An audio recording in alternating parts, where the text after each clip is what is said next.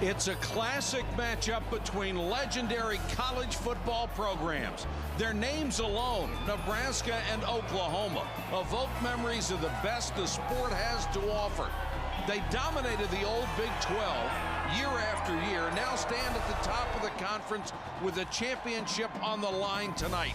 It's the 19th ranked Cornhuskers of Nebraska against the number 8 Oklahoma Sooners in the Dr. Pepper Big 12 championship game.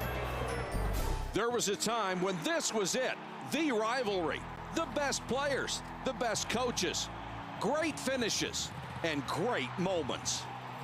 To the 10, he's all the way home! But back then came to an end, and oh, how we missed that Sooner Husker magic.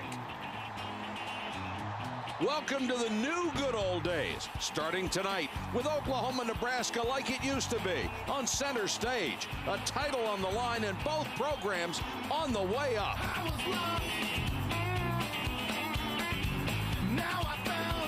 There's a new style working in Lincoln with Bill Callahan calling the shots and Zach Taylor cutting loose through the air. The obstacles in Oklahoma seem too high.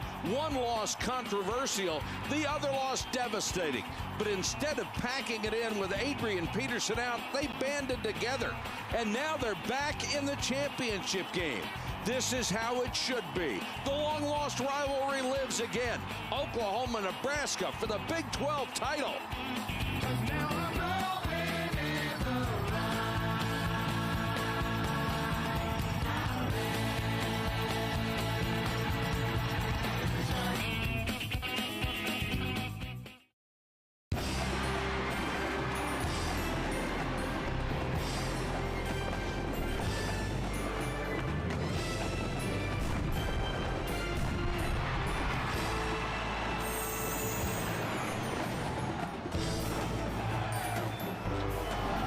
It's a record-crowded Arrowhead Stadium in Kansas City.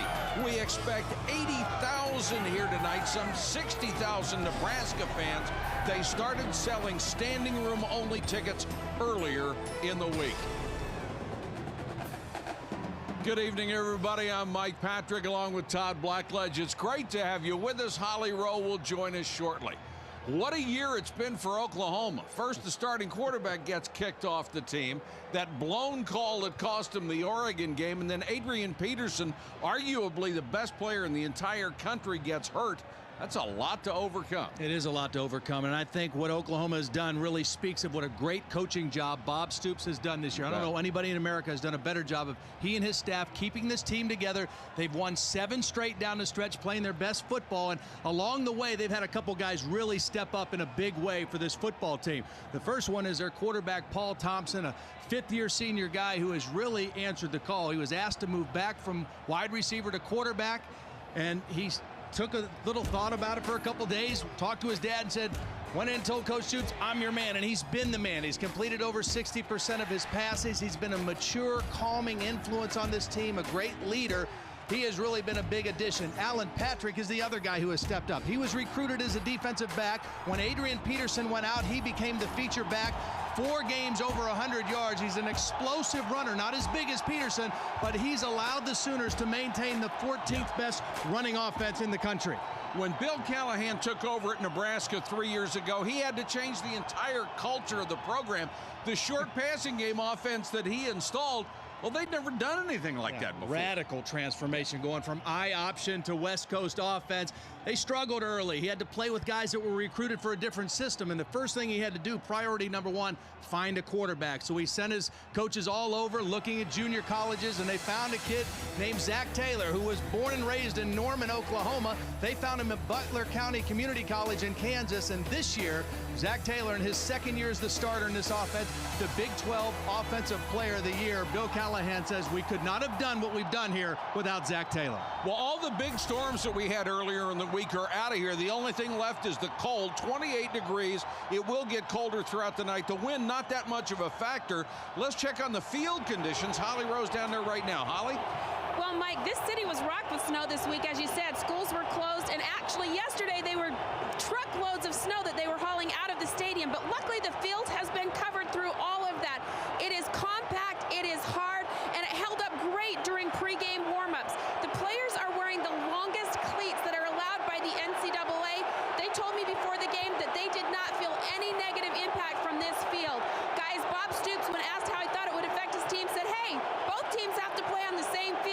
shouldn't be an issue tonight. All right, Holly, and there are the Huskers of Nebraska.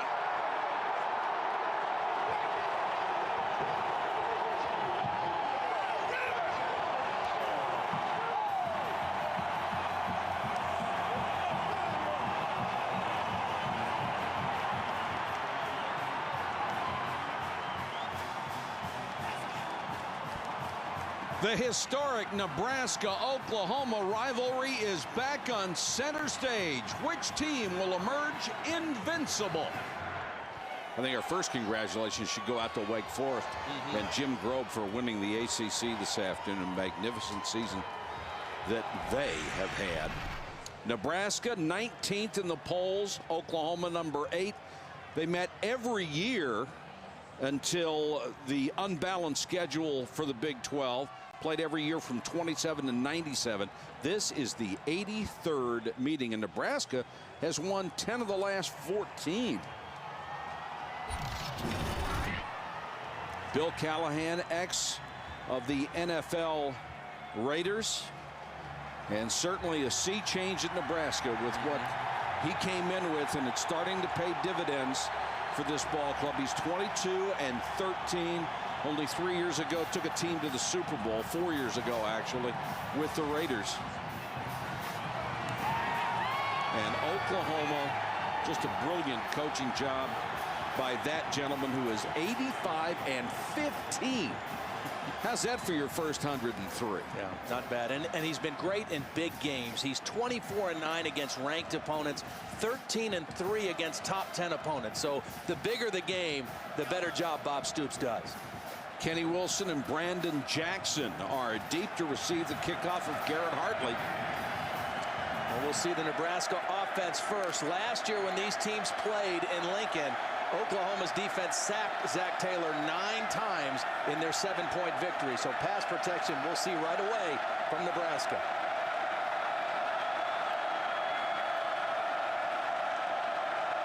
And we are underway in Kansas City. Wilson from the goal line, reverse to Jackson. Covered perfectly by Oklahoma. Lewis Baker to make the tackle on special teams. And here is our IBM Star Watch.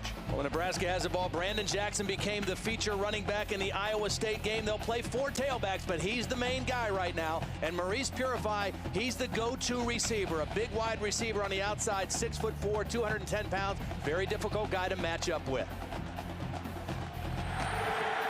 Zach Taylor out of Norman, Oklahoma, with Oklahoma bloodlines. His dad was a captain in the 70s. Oklahoma didn't want him. Nebraska didn't want him.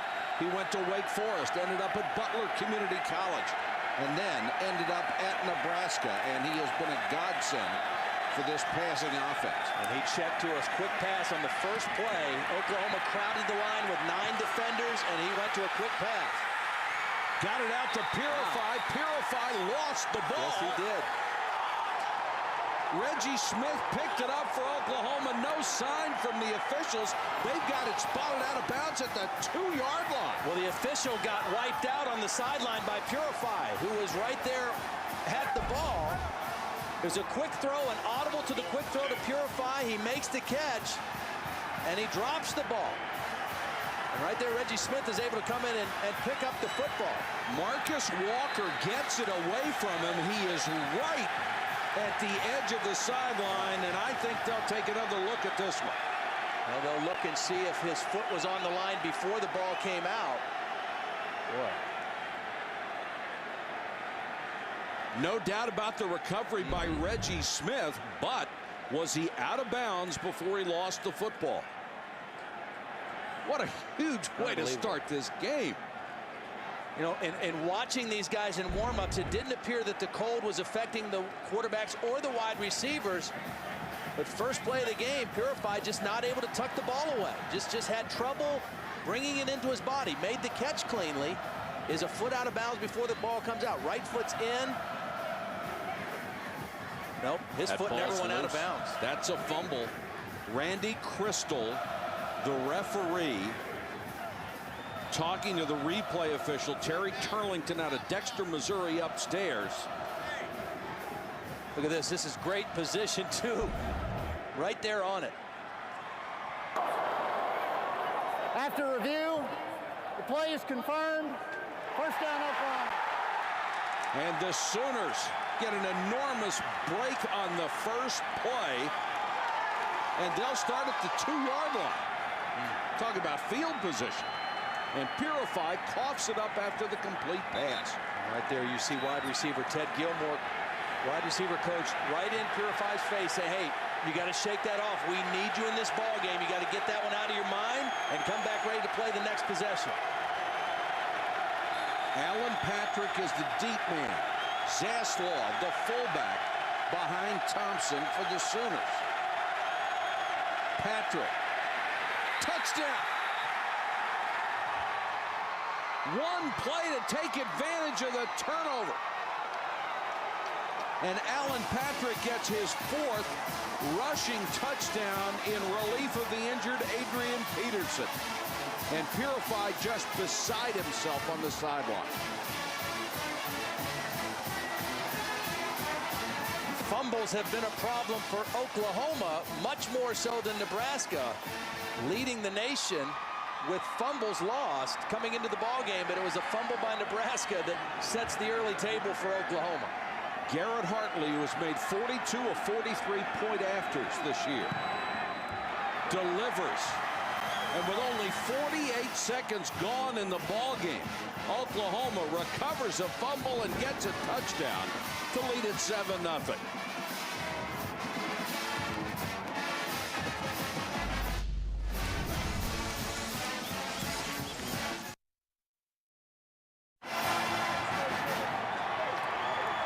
Oklahoma writes a new page in the record book with the fastest score in Big 12 championship history, only 48 seconds.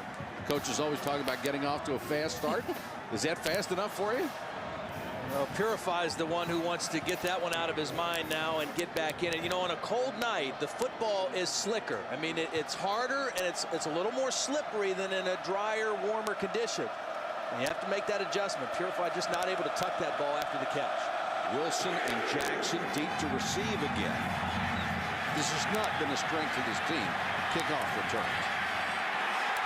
But this one's pretty good up to the 30. Take a look at the Dr. Pepper lineups for the Nebraska offense. Nebraska was just hoping to be healthy up front for this game. Christensen and Nix are starting because of injuries. Matt Slauson, the starter at right tackle. Greg Austin, the starter at left guard most of the time.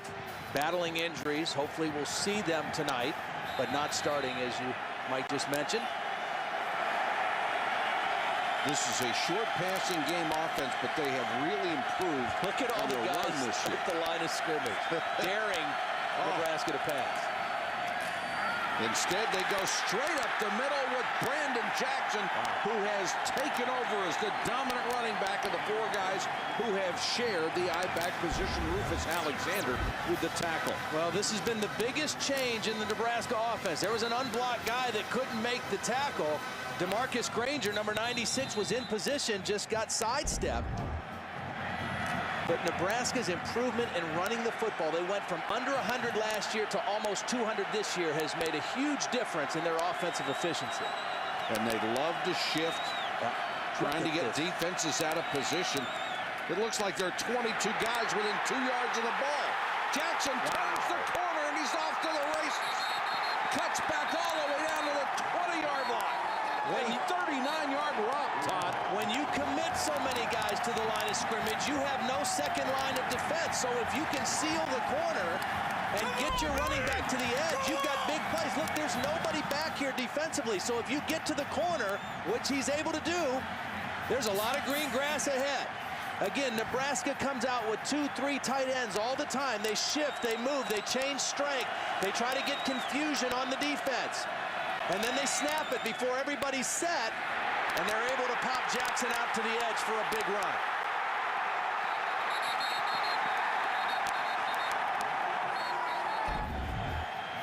And they're going to mark it at the 29-yard line. So it cost him 9 yards on the step out of bounds. Jackson again, and this time hit at the line of scrimmage and goes down. Curtis Lofton, the strong side linebacker, was there first. Oklahoma's linebackers are very good, led by the Big 12 Defensive Player of the Year. That's Rufus Alexander. He's number 42. He has 95 tackles this year. And the youngster in there, Curtis Lofton, has a chance to be a great linebacker. They're very excited about his athleticism. He's getting better and better each time out. Got a great hometown, Kingfisher, Oklahoma. Zach Taylor back to throw, now being pressured, and throws it out of bounds. The pressure was coming from the corner, Marcus Walker. Oklahoma will bring a lot of different pressures. They like to bring corners. They like to bring safeties. They're not necessarily an all-out blitz, zero coverage team, but they will bring people at you. You see their defense. After the first 3 games, those numbers didn't look too good. But no, they didn't. In the last 9 games, they have really tightened up the ship defensively. France Hardy is in as an extra wide receiver. He's number 7 out of Miami, Florida.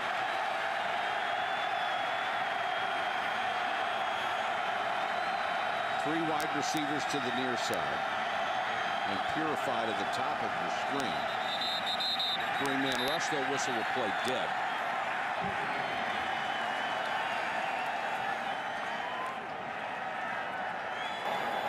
False start, offense, number 61. It's a 5-yard penalty, 3rd down. Mike Huff, the right guard. 3rd down and long is not a good down against this Oklahoma defense, because, again, this is where they really try to bring different looks at you, different blitzes. They'll mix and match a 4-man defensive front, sometimes a 3-man defensive front. Keep an eye on number 5 also, the nickelback, Nick Harris. He's a guy they like to bring in a lot of pressure type defenses. Oklahoma ranks 14th in total defense in the NCAA. Here comes pressure. Taylor steps up. Looked like that ball slipped out of his hand, intended for Purified. It's incomplete. Darian Williams, the free safety, was over there, but he didn't have a shot at it either. Yeah, 3rd down and 14. Oklahoma knows you're pretty much going to throw the football. Those defensive ends in their ears back and come after the quarterback, and they force Zach to throw that one a little bit off. Titchener will come on to punt instead of trying the long field goal from Congdon, who only has a 40-yarder is the longest one he has kicked all year long. A little tougher to kick him in the cold as well. Reggie Smith is deep.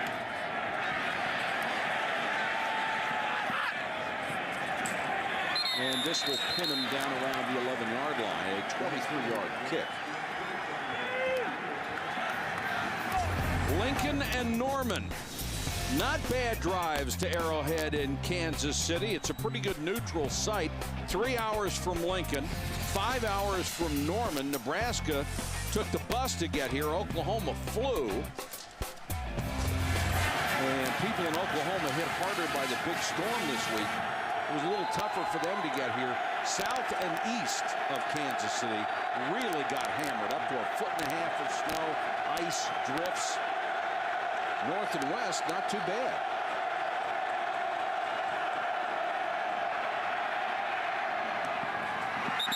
Completed pass to Kelly, who was the go-to guy. That is his 53rd catch of the year. Our IBM Star Watch players for Oklahoma. Alan Patrick, we saw the short touchdown run. He's missed a couple games with an ankle, but when he's healthy, outstanding running the football. Malcolm Kelly, as Mike just said, his 53rd catch, the leading receiver. Another one of those big-time receivers, 6'4", 270-pound sophomore. Very difficult guy to match up with because of his size and skills. Thompson out of Leander, Texas, close to Austin. Got a lot of guys growing up close to one school playing at another. Andre Jones made the tackle on Patrick as he tried to turn the corner. The Dr. Pepper offensive lineup for the Sooners.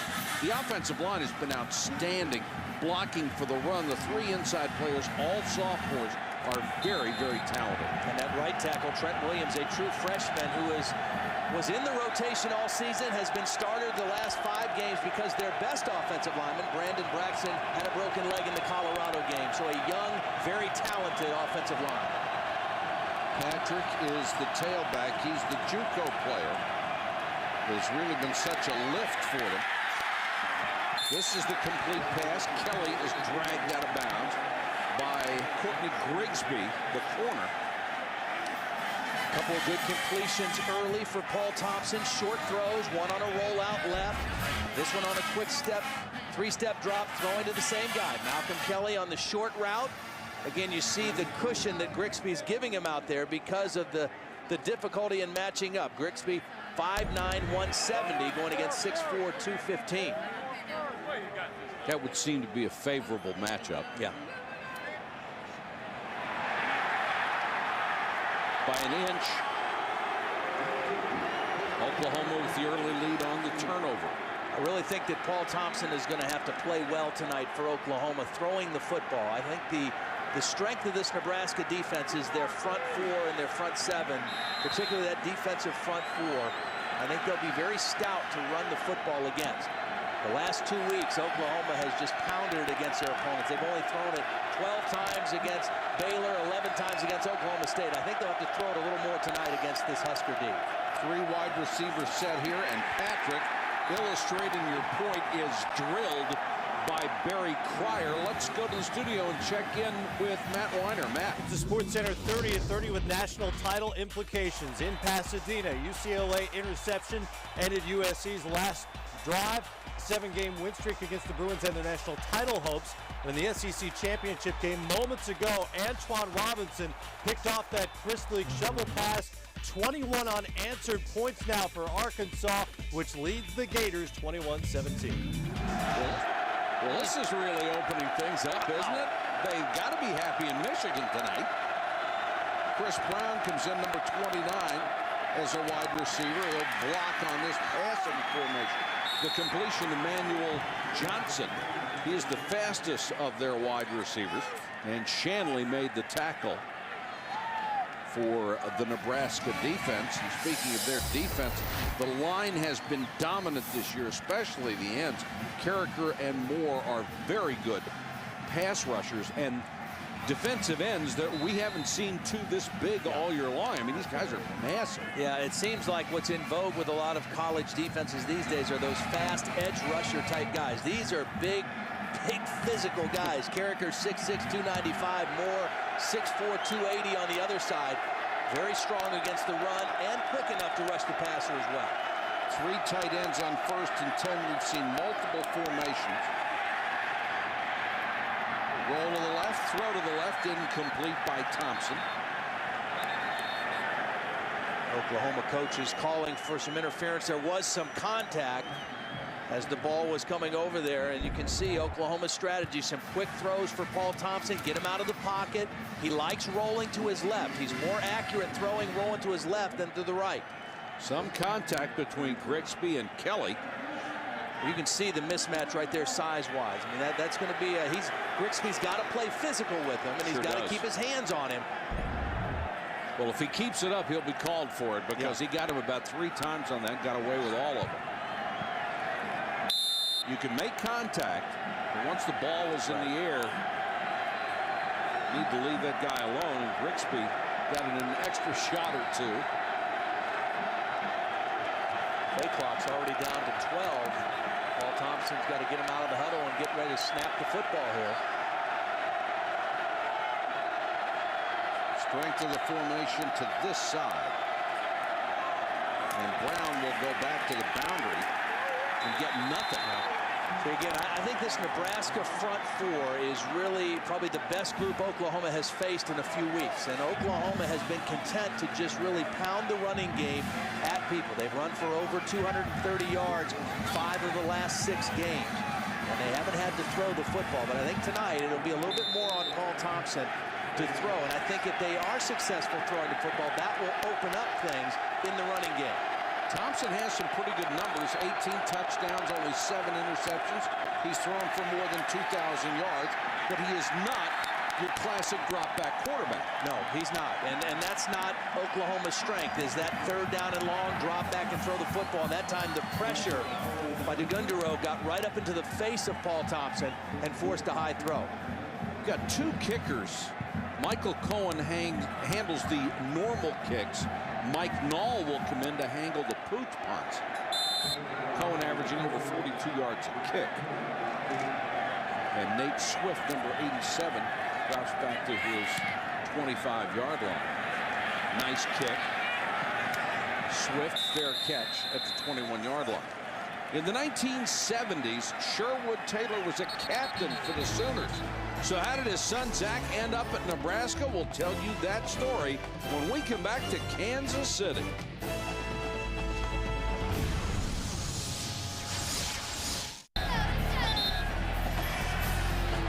Arrowhead Stadium in Kansas City, 80,000 to see the Big 12 championship game between Nebraska and Oklahoma. 7-0 OU after a recovered fumble and a 2-yard touchdown run.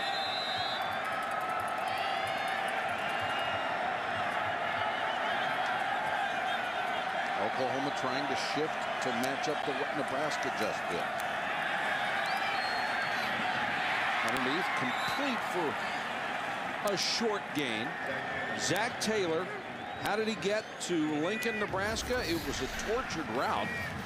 Came out of Norman High School in Oklahoma, then redshirted at Wake Forest, was a backup for 1 year with the Deacons, transferred to Butler Community College in Kansas, then came to Nebraska, and everybody says, how could he not be at Oklahoma? Well, he admitted it. He said, I wouldn't have recruited me out of high school either. Well, even out of Butler, the best offer he had before Nebraska came calling was Marshall. That was the best scholarship offer he had, but Bill Callahan had needed a quarterback. Nothing there for Jackson. And Curtis Lofton made the tackle. There's his dad, who was a captain for Oklahoma, wore number 31 as a defensive back. His son wears number 13 because you can't wear 31 as a quarterback. Right. So that's as close as he could get. And there's Dad, parallel to the ground, making a tackle. That's a good picture to have, isn't it? That was before they had the helmet-to-helmet rule. You know, that's right. Because he looked like he was going right for the head. There was a lot of that. 3rd and 2. Jackson runs into his own man and then lunges forward. Some contact after the play. Loose again. Came loose. Oklahoma says they have it. Brent Venables was out into that huddle. The defensive coordinator for Oklahoma was out in the middle of the player and officials. Here he is right here arguing the call. He is outraged that they didn't get the football. Well, I thought he was going into the pile. Watch the penetration. Just tremendous penetration by the safeties coming up into the pile. Darian Williams, number 41, hit that and drove the lineman back, and that forced Jackson to stop and then try to find a hole. Now, does this ball come out? It's popped out before he is down. That was DeMarcus Granger who knocked the ball loose. They get the snap off. They're not going to take a look at it. They can't take a look at it because they called him down, so it's not a reviewable play. They said he was down by contact. It's over. Right. We saw the look that showed that it was a fumble, but it was ruled down, and so it's not a reviewable play. But clearly, this ball's knocked out by Granger, number 96, before Jackson's foot or any part of his body hits the ground. Now, the officials are taught differently than they used to be. They are taught to let these plays go as much as possible so they can be reviewed. I did not hear a whistle, but obviously that was the call on the field. Nebraska really dodged one there because it was the turnover that set up Oklahoma's touchdown, and they would have gotten great field position on that turnover. Patrick is the tailback behind Paul Thompson, and Thompson sets to throw. Perfect strike. Kelly. Touchdown, 66 yards. He beat Courtney Grigsby.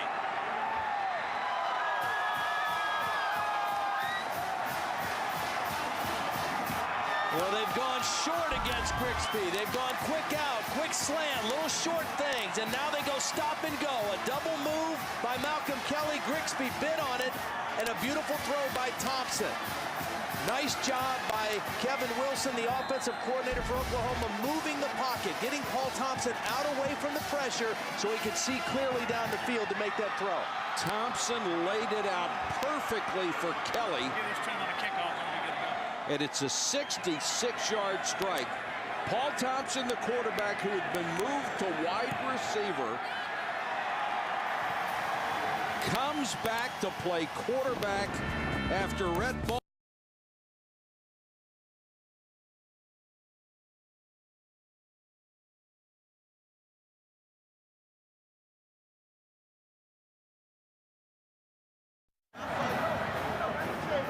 Adrian Peterson with a big smile on his face, although all he can be right now is a cheerleader, as his Sooners have jumped on top 14-0. A turnover and a big touchdown pass, the two biggest plays of this game.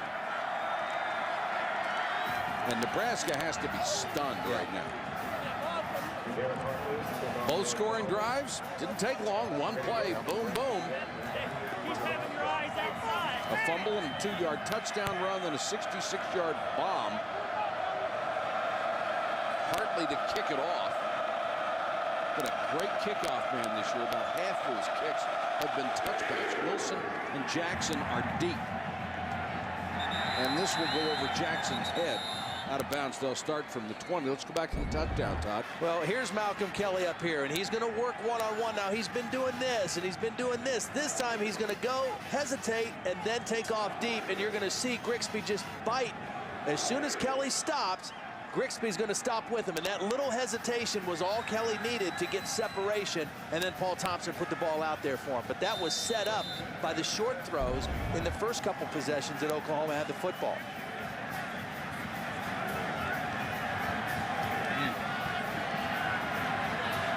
Tough way to start a game for Nebraska.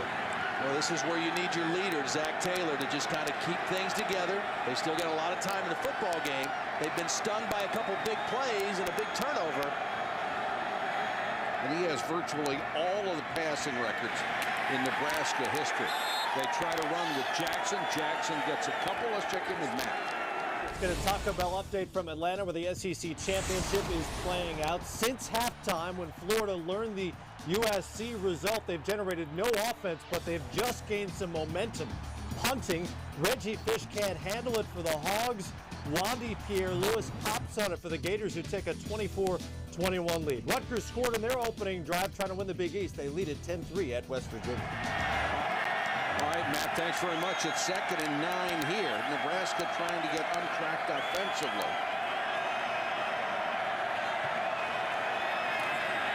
Four-man rush and pressure. Pass complete. Purify fighting for extra yardage. He's trying to make up the mistake he made earlier. And you see the Oklahoma defenders trying to rip that ball out after he fumbled that first time, and he just kept running for more yardage. Little pressure coming from the outside. You're going to see the safety coming off the edge. It's pretty well picked up by Nebraska. And Zach Taylor knows he's got to throw under duress. And now watch the defenders try to get the football instead of just tackle Purify. But he doesn't go down, and he protects the football. Zach Latimer, the middle linebacker, was tied up with him. And Purify got 5, 6, 7 extra yards out of that play. Taylor under pressure, and down he goes. Number 99, C.J. with the sack. Well, again, Carl Nix is the right tackle in there tonight. Matt Slauson is the original starter, and he's working against a tough guy right now. This is a tough matchup for Nix. IU is a speed rusher, gets him going upfield, and then cuts back onside and gets his 4th sack of the season. The defensive ends have really picked up the pace for Oklahoma the last 4 or 5 games. He's out of Highland, Utah. That's his 4th sack.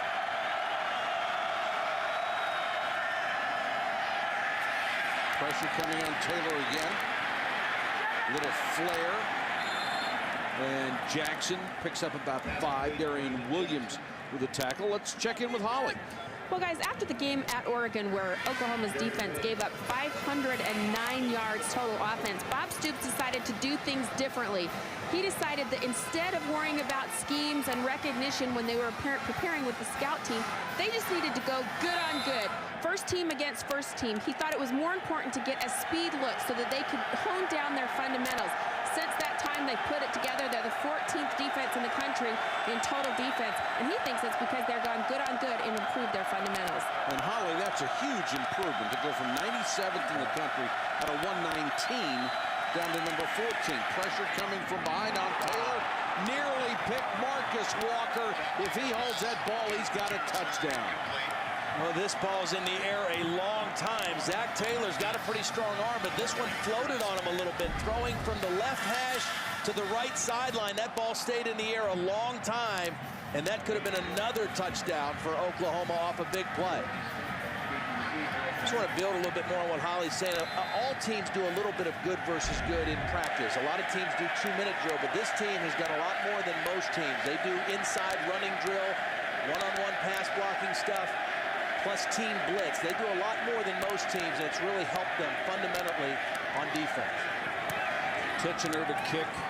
Smith signals fair catch and makes it inside the 15-yard line, 39 yards. Sunday night, hope you join Reese Davis, Mark Bay, and Lou Holtz for a complete breakdown of each and every college football bowl game.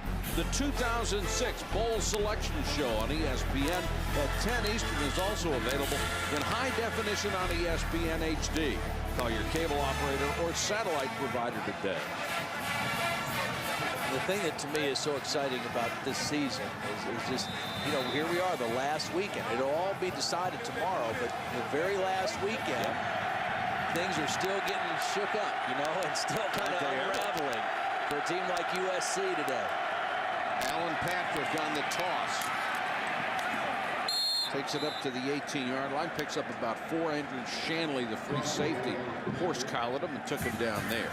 Well, Paul Thompson is off to an outstanding start today in this ball game, and really has not been called on to do too much the last couple weeks. Again, 11 passes against Oklahoma State last week, 12 the week before against Baylor.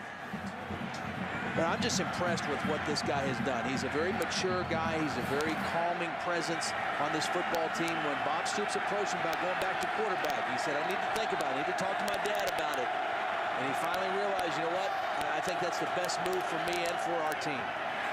Quick out to the big guy, Kelly. He's driven down. More on that. Here's Holly. Well, guys, the first thing Paul Thompson did was call his dad, Mark, and say, what do you think?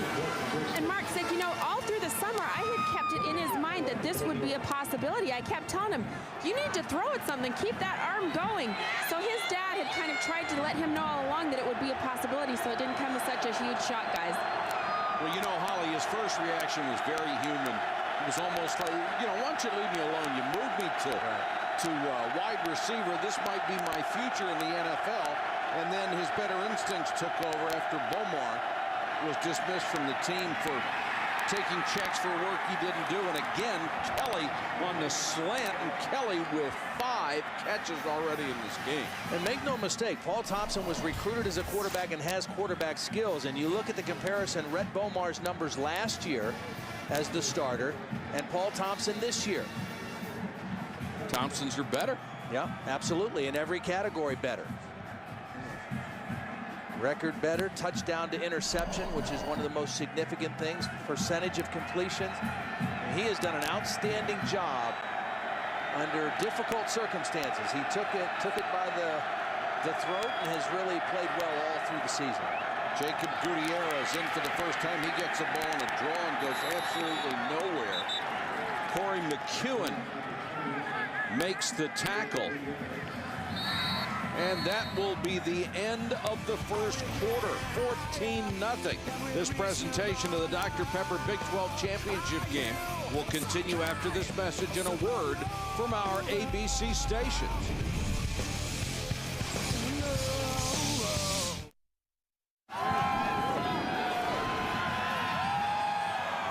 Sellout crowd of 80,000 plus here at Arrowhead in Kansas City. Big 12 championship game, and here are the Dr. Pepper stats thus far. The best indication the game is 14-0. Even though Oklahoma only has 4 yards, they have 105 yards passing, including a 66-yard touchdown score. But they got their big play guy involved, Malcolm Kelly, in that first quarter. 5 catches for 93 yards last week in their win in Stillwater. Only 1 catch for 12 yards the whole day. He was kind of a non-factor in that win. He's been a huge factor so far tonight. Chris Brown, who has played well the last 2 or 3 weeks as a running back, is in there, number 29. Instead, the short pass complete to Manuel Johnson. Picks up maybe a yard as he lost his footing on the throw from Paul Thompson. A little different attack in this first quarter and the first half for Oklahoma than what they've shown the last couple weeks.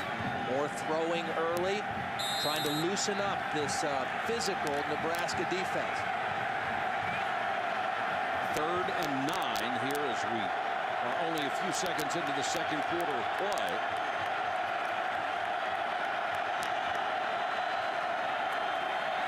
Thompson again. It's the screen and incomplete. Intended for Chris Brown, and he couldn't handle it. It's pretty well defended also by Nebraska. I don't think even if he catches that ball, they get anywhere near the first down. Pretty good pass rush that time by the leader on that Nebraska defense, Adam Carricker, number 90. We haven't called his name yet tonight, but that was a pretty good push and a force on that throw. Cohen to kick it away, and Grigsby is back at his 20. Pressure coming, but he got it out of there. Goodness. And a flag as the punter went down. We'll check this. He just ran right over him. I mean, Clayton Severs just flat ran right over the punter. I mean, he's got to get out of the way. It's 4th and 9. Is it the 5 or 15-yard variety?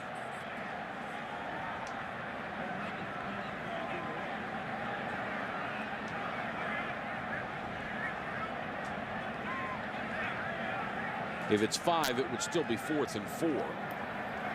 Running into the kicker, number 88. It's a 5-yard penalty. 4th down. Well, Severs is pretty lucky here because he's got to get out of the way. Severs is going to be right here. You're going to see him come through on the rush right up the middle, and then he loses his balance, and he just doesn't get out of the way of the kicker, just runs into him. Very fortunate it was just a 5-yard penalty. The defense gets a stop on 3rd down. You don't want to give the ball back to Oklahoma right now. And now they put Nate Swift back as the return man. Low wobbly kick. Makes a good bounce for the Sooners, and we'll go down to the 21-yard line. Coming up, Holly Rowe will have the legendary Tom Osborne, the Nebraska great, on the sideline.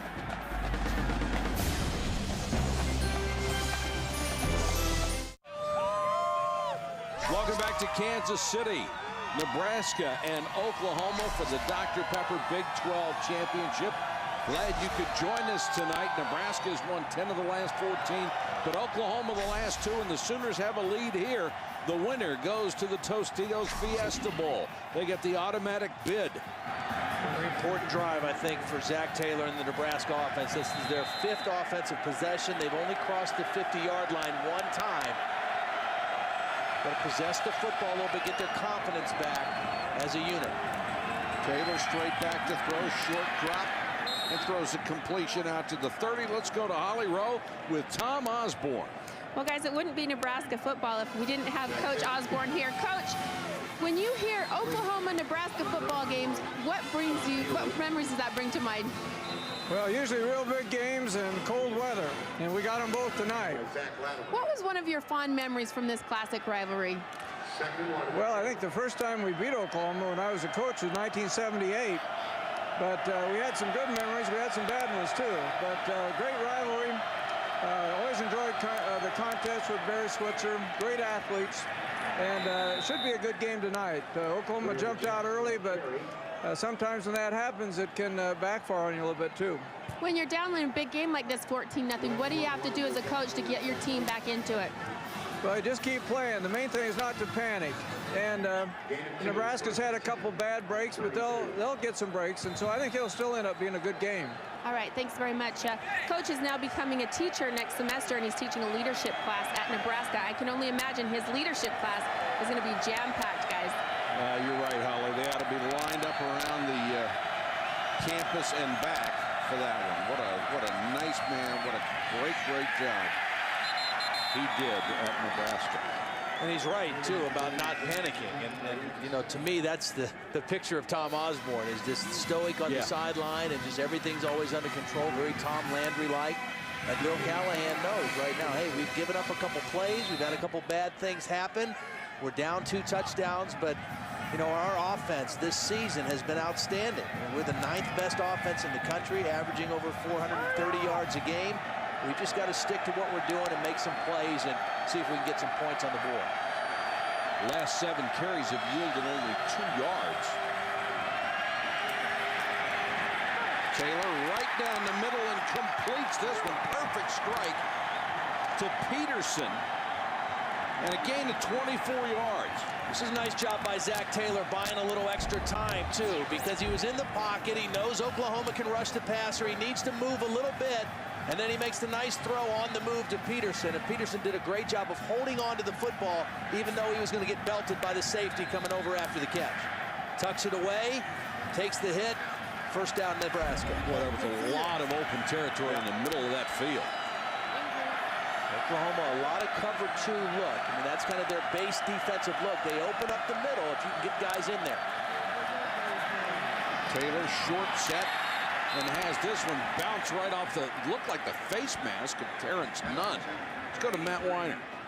Mike, let's get you a Verizon Wireless update from Atlanta, the SEC Championship. Florida playing for 1 title, effectively campaigning for a spot in the BCS Championship game. That's Percy Harvin, the man in motion. He'll stay in motion till he finds the end zone. 67 yards for the freshman, his 2nd touchdown of the day. And the Gators now up by 10. Boy, Matt, they have used Percy Harvin so effectively in that role. One of the more explosive young players in college football. Taylor, good protection again, and now it breaks down. And the tackle made by the defensive end, Calvin Thibodeau, out of Houston, Texas. And that was a coverage set. Yeah, it was, because the initial protection was pretty good here for Zach Taylor, and he tries to step up in the pocket, but you're not going to be able to hold the ball that long against this Oklahoma defense. They can really get it cranked up. And now you put yourself in a very difficult situation. 3rd down and 10 plus. After a pretty good drive, gets you into Oklahoma territory.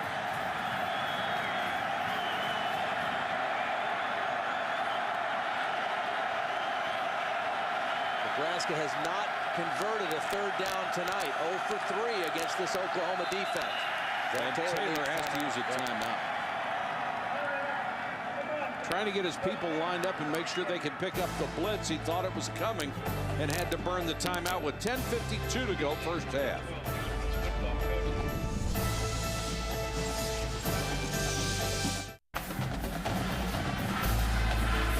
Finally, they're saying some good ice skating weather in Kansas City, and certainly it is. In the 20s tonight, Adrian Peterson, the brilliant running back who may be able to play if they go to a bowl game, and certainly they will. Well, I saw him on the field during warm-ups, and he wanted to play tonight. I mean, he was bouncing around, disappointed that he wasn't in uniform tonight. He's very, very close physically to being recovered from that broken collarbone, but they certainly don't want to take a chance on it. This is where Oklahoma really puts you in a tough spot. 3rd down and 10 plus. In these situations tonight, Nebraska is 0 for 3. Ball start, offense, number 62. It's a 5-yard penalty, 3rd down.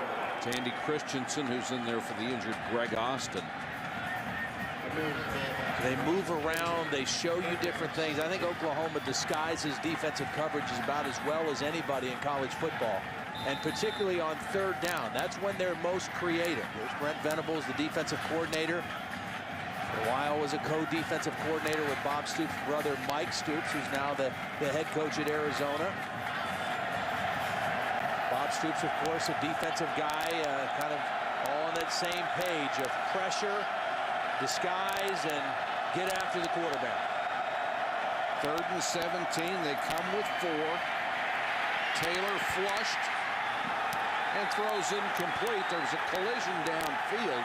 Burdine was putting on the pressure as one of his receivers went down in a collision with a defensive back. Well, it's not so much that they're bringing too many guys to block. It's just the Oklahoma guys know that it's pass. They're not playing run responsibilities at all. They're coming after the passer. And this defensive front, not as big as Nebraska's front, but very quick and athletic, and that helps in rushing the passer on 3rd down. Titchener to kick to Smith, who was all the way back at his 15-yard line. Nice high kick. No fair catch and no return. Now let's take a look at our Pacific Life game summary. And it started immediately. Purify on the first play from scrimmage. Caught a pass but lost it. Reggie Smith recovered. Took it to the 2. Alan Patrick scored on the first play and only 48 seconds into the game. It was 7-0. And then Malcolm Kelly behind the defense for 66 yards and a touchdown. And that's how we have arrived at 14-0.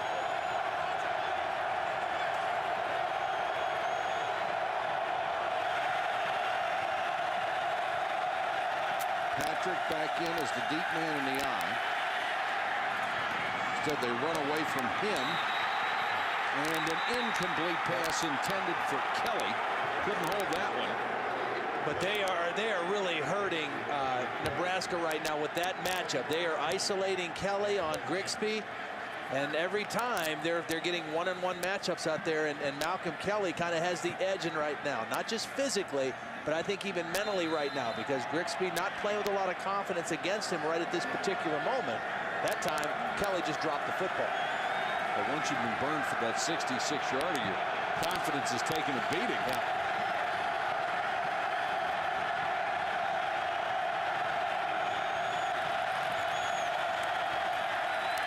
Thompson again. This one is completed to Johnson, and Johnson chased out of bounds. Let's go to Matt Weiner. Matt. Now let's go back to Atlanta. Here we go from the SEC championship game. Arkansas pulling everything out of the playbook. Cedric Washington gets it, and he throws across the field to Felix Jones. They reviewed it. He did stay in bounds, and the lead is now cut to 3, 31-28 early on in the 4th quarter there. Rutgers has held West Virginia to 82 yards rushing so far. They are at the half in Morgantown, and the Scarlet Knights with a chance to win the Big East, lead it by 4. Rutgers, quite a story. First and 10 after the complete pass to Johnson. And another one complete to the sideline again to Manuel Johnson from Thompson. Paul Thompson is looking outstanding tonight. I mean, his timing is outstanding. His accuracy is outstanding. Here he's rolling to his left, on the move, keeps it outside away from the defender. That's a beautiful throw and beautiful timing. I mean, you can just, he looks so relaxed out there throwing the football. When a guy is not comfortable or confident throwing, he starts to kind of guide it, maybe force the football. He looks very loose, very relaxed throwing it right now, and his numbers bearing that out. 9 of 13, 136 and a touch.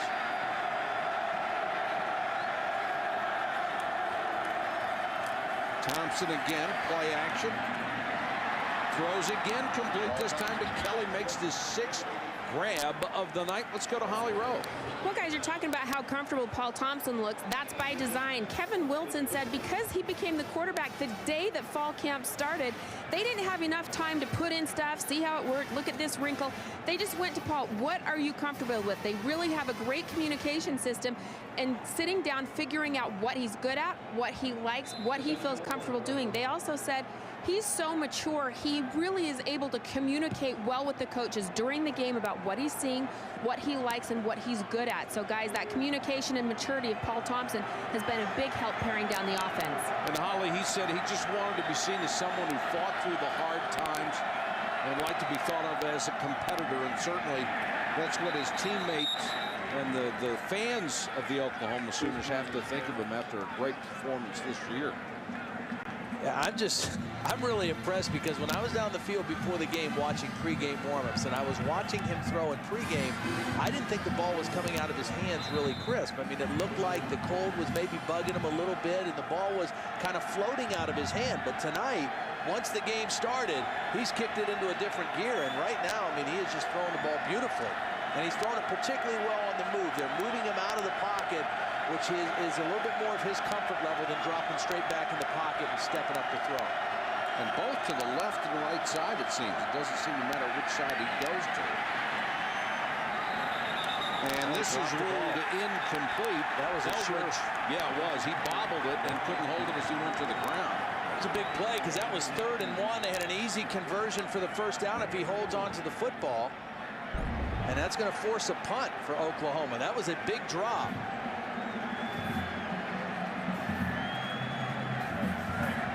Shanley showing his joy after he went to the ground with him and knocked it loose.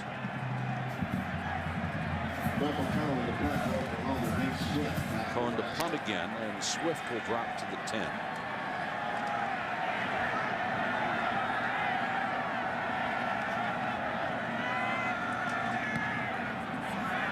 Very short, end over end, not a good kick, but look at the bounce. Holy cow, what a tremendous bounce for Cohen, all the way inside the 5. A 46-yard kick, maybe half of that in the air. But it works anyway, doesn't it?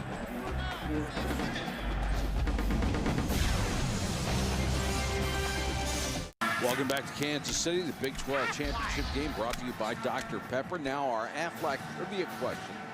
Which head coach had the higher winning percentage? Tom Osborne or Barry Switzer?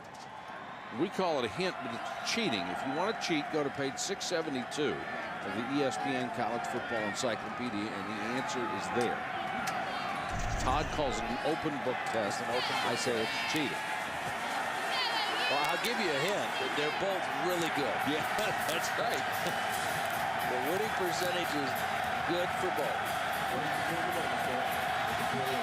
And Nebraska in a tough spot here, starting inside their own 5. You've got to really be careful with the football here. You're down 14-0. Your defense is trying to hold on here. You've got to just move the football, but Zach Taylor needs to be very smart with it here. Todd is the single setback, the fullback. And Taylor wants to throw, retreats to his own end zone. Under pressure, throws it away. Purify was the only guy in the neighborhood, but Zach Latimer, the middle linebacker, was applying the pressure on Zach Taylor. And the first 5 drives, the first was the worst. One play and a fumble. They punted every drive since. Yeah. Really haven't been able to get close to that red zone. They're a very effective red zone football team.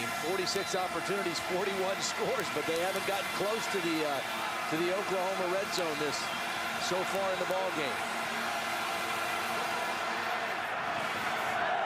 Now they'll bring Jackson back in as the tailback.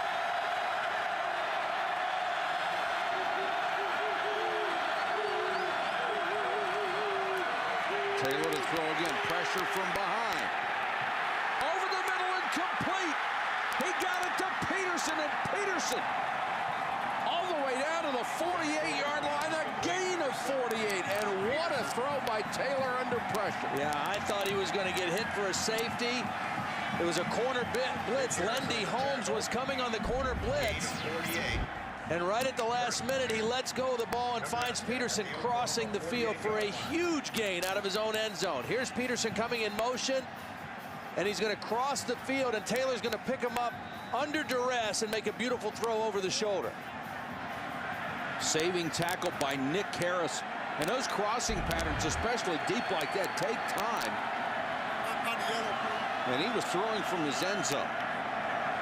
Huge play for Nebraska. Can they take advantage? Here comes the blitz. Steps up and throws incomplete in between receivers. Had Harrion, his tight end, short, and Terrence Nunn was deep, and he split the difference. Bill Callahan developed a tremendous passing game when he was with the Raiders. Richie Gannon was just brilliant in that West Coast offense. And Callahan believes in it very deeply and teaches it extremely well.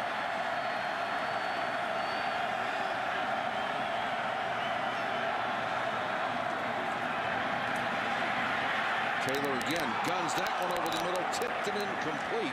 Boy, Darian Williams, the free safety, was reading Zach Taylor the entire way on that play and almost came up with a big-time interception. He cut right in front of the receiver because he was reading the quarterback the entire way. You see him in the bottom right of your screen, come right in front of the intended receiver. Swift just couldn't come down with the catch.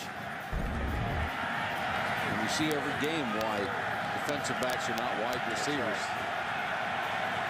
13 of the last 15 Nebraska plays have been passes. And they have yet to convert a third down in this game. Taylor, pressure coming. Hit as he throws, incomplete. Just got it out of there before he was ripped by C.J. But again, I think that's long enough protection. I think he's got to get rid of the football here. I mean, Zach Taylor steps up in the pocket. Those guys are fighting, giving him time. He's just got to throw it right now. You can't hold it that long against a defense this fast. Well, watch the second hit. Nick Harris, the safety, number 5, coming in. Ayu hits him up high. You got to get rid of that football. Well, the second one was a decleater.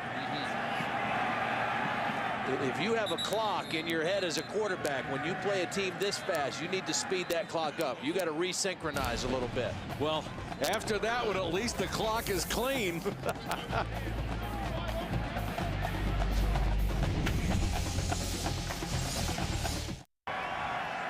Still 14-0 in the Dr. Pepper Big 12 championship game. Let's revisit our trivia question. Which head coach had the higher winning percentage? Was it Nebraska's Tom Osborne or Oklahoma's Barry Switzer? You've been thinking? Switzer, 83.7. Tom Osborne, 83.6. Tough to lose that one. Yeah. And they both earned it. They had great teams year after year. OU backed up to its own 10. Patrick trying to get outside, will pick up a couple. You know, you look at the scoreboard here and you think, well, Nebraska's defense must not be playing very well. It's 14-0. I think Nebraska's defense is not playing too badly, particularly against the run. They've been very strong against. They've given up a couple passes to Paul Thompson, but for Oklahoma, really, they've got 2 touchdowns, and it came on the 2 drives where they had the best field position. The first drive, of course, they took over on the Nebraska 2 and scored in 1 play. And then the next touchdown, they started on their own 34 and threw the 66-yard touchdown pass on 1 play. But overall, Nebraska's defense has been pretty solid here in this first half.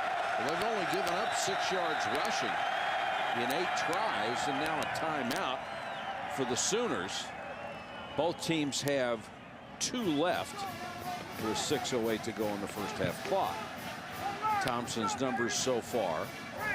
Well, what they've done with Paul Thompson a lot tonight is they've rolled him out. They've got him out of the pocket. They got him out in his comfort zone, moving, throwing on the move, and he's been very accurate. He got off to a fast start. I think he hit his first 2 or 3 passes, and he's made big-time plays. He had the 1 long throw to Malcolm Kelly for the touchdown, but most of his work has been short throws, moving out of the pocket.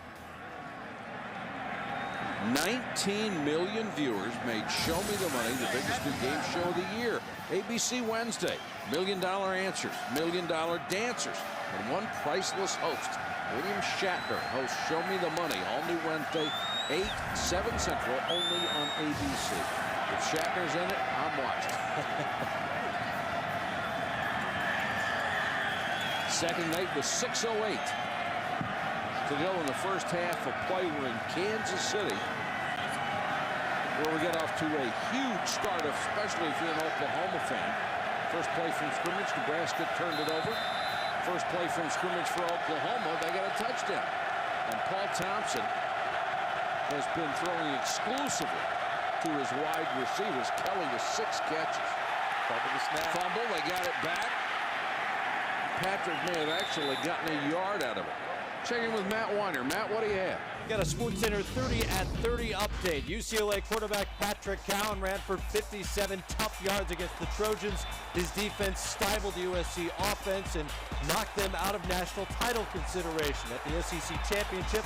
Florida hoping to fill that void. The reverse receiver option pass there. It's a 38-28 lead.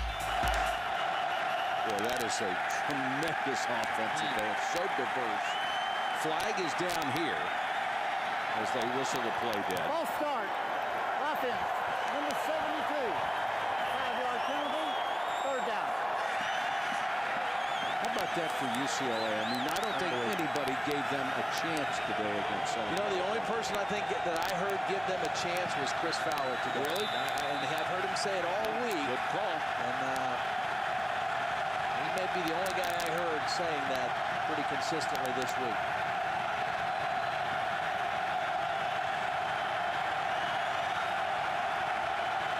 Third and 12. Lining up in man-to-man coverage. Nebraska fans are roaring, and Thompson just throws this one up for grabs. A terrible decision, and Shanley fielded it for the interception. Thompson being chased and just tossed it up in the air. He got pressure, and he thought for sure it was man-to-man with no safety help. But Nebraska came out of that coverage and had a safety coming over the top, and it was actually the safety, Shanley, who got the interception. Once Thompson felt the pressure, he just unloaded it, thinking it was one-on-one. But here comes Shanley over the top to get the interception. A huge break for the Nebraska defense. You just can't make that throw, and Shanley with his 4th interception of the season, and that's exactly what Nebraska needed. Taylor, he's under pressure. He had to throw it away. And he made the right decision. Yeah. He was looking for his tight end, number 89, coming out of the backfield, Kevin Lures, but he got knocked out. Got tripped up coming out.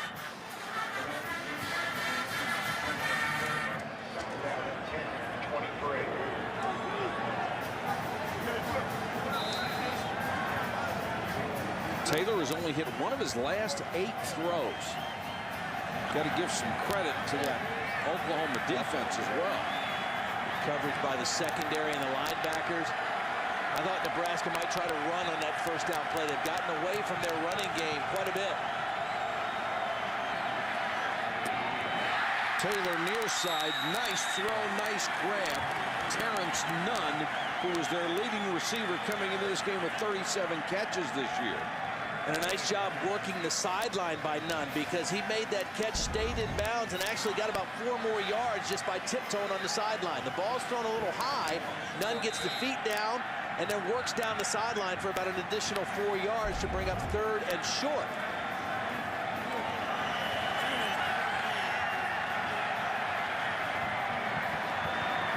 And now we've got a timeout. Oklahoma. As the Sooners use one on defense to regroup.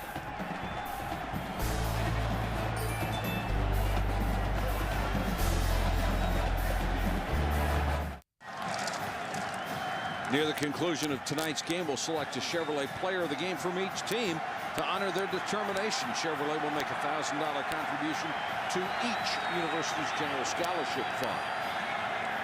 Zach Taylor leads them out. Biggest drive of the night for Nebraska. They're trying to get back into this ball game.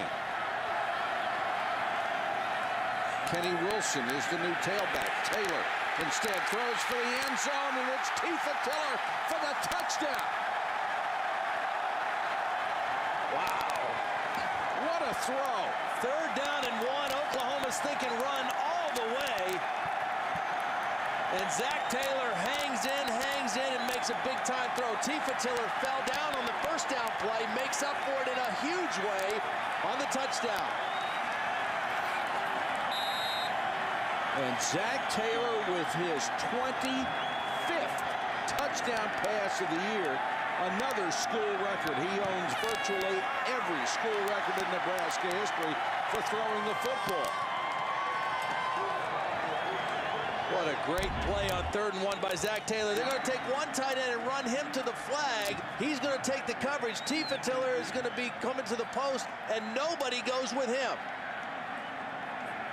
They go with J.B. Phillips. Nobody goes with Tifa Tiller, and a touchdown throw under duress by Zach Taylor for a huge touchdown. Watch Taylor hang in there. Knows he's going to get hit. Steps into it and makes the throw. Boy, he's lucky, too, because Kenny Wilson, his tailback, whiffed on a block to try to protect him.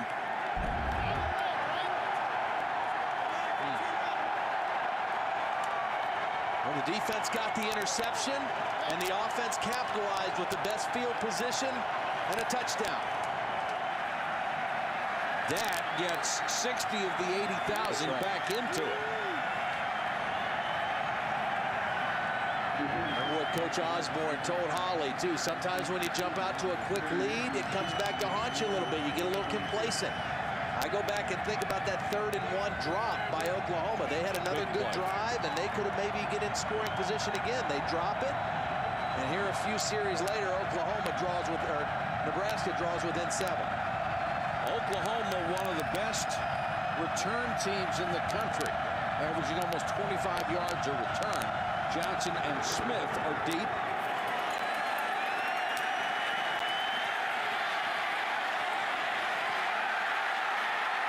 Great cut to the outside. Smith still on his feet. 40, 45, 47-yard line before he slammed out of bounds, a return of 36.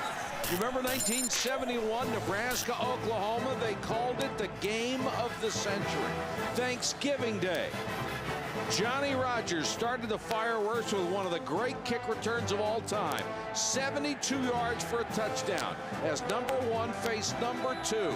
Down late in the 4th quarter, Jeff Kinney with a 2-yard run for a touchdown gave Nebraska the lead, a 35-31 win and the Big 8 title. It was the 21st straight win for Nebraska in a great streak.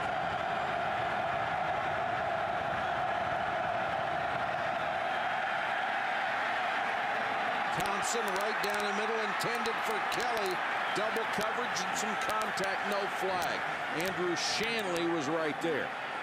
This ball was a little underthrown by Paul Thompson. It was another double move by Malcolm Kelly. Good play action fake on 1st down, and Kelly got separation from the corner, Grigsby, but the ball was a little underthrown, and that allowed Shanley to get back in and make a play. Or get a push. Well, Shanley got a That's right, Shanley got a push. Let's check in with Holly. Well, Bob Stoops on that play, what he's saying to the referee right in front of me is, hey, he couldn't even go for the football. They were impeding him. I don't know if he's right. No, I think he's right, Holly. This time they'll go short, incomplete. Intended for Eldridge, the big tight end. Rude, the linebacker, was there. It's a good name for a linebacker. Yeah. Well, that was a nice play, and again, Oklahoma coming out throwing. I think part of the reason they're throwing first 2 plays on this drive is because of the great kick return. It got them out in great field position, and they can be aggressive offensively. Their offensive lineman looks like he's a little banged up. Brandon Walker, the right guard, number 73, being attended to right now. And the officials stopped the clock with 3:50 to go in the first half. Don't miss an all-new episode of Daybreak starring Ty Diggs, Wednesday's #1 new hit and the season's most innovative new thrill ride. Critics give it 4 stars. They are calling it enormously entertaining and compelling. It's only on ABC Wednesday at 9, 8 Central.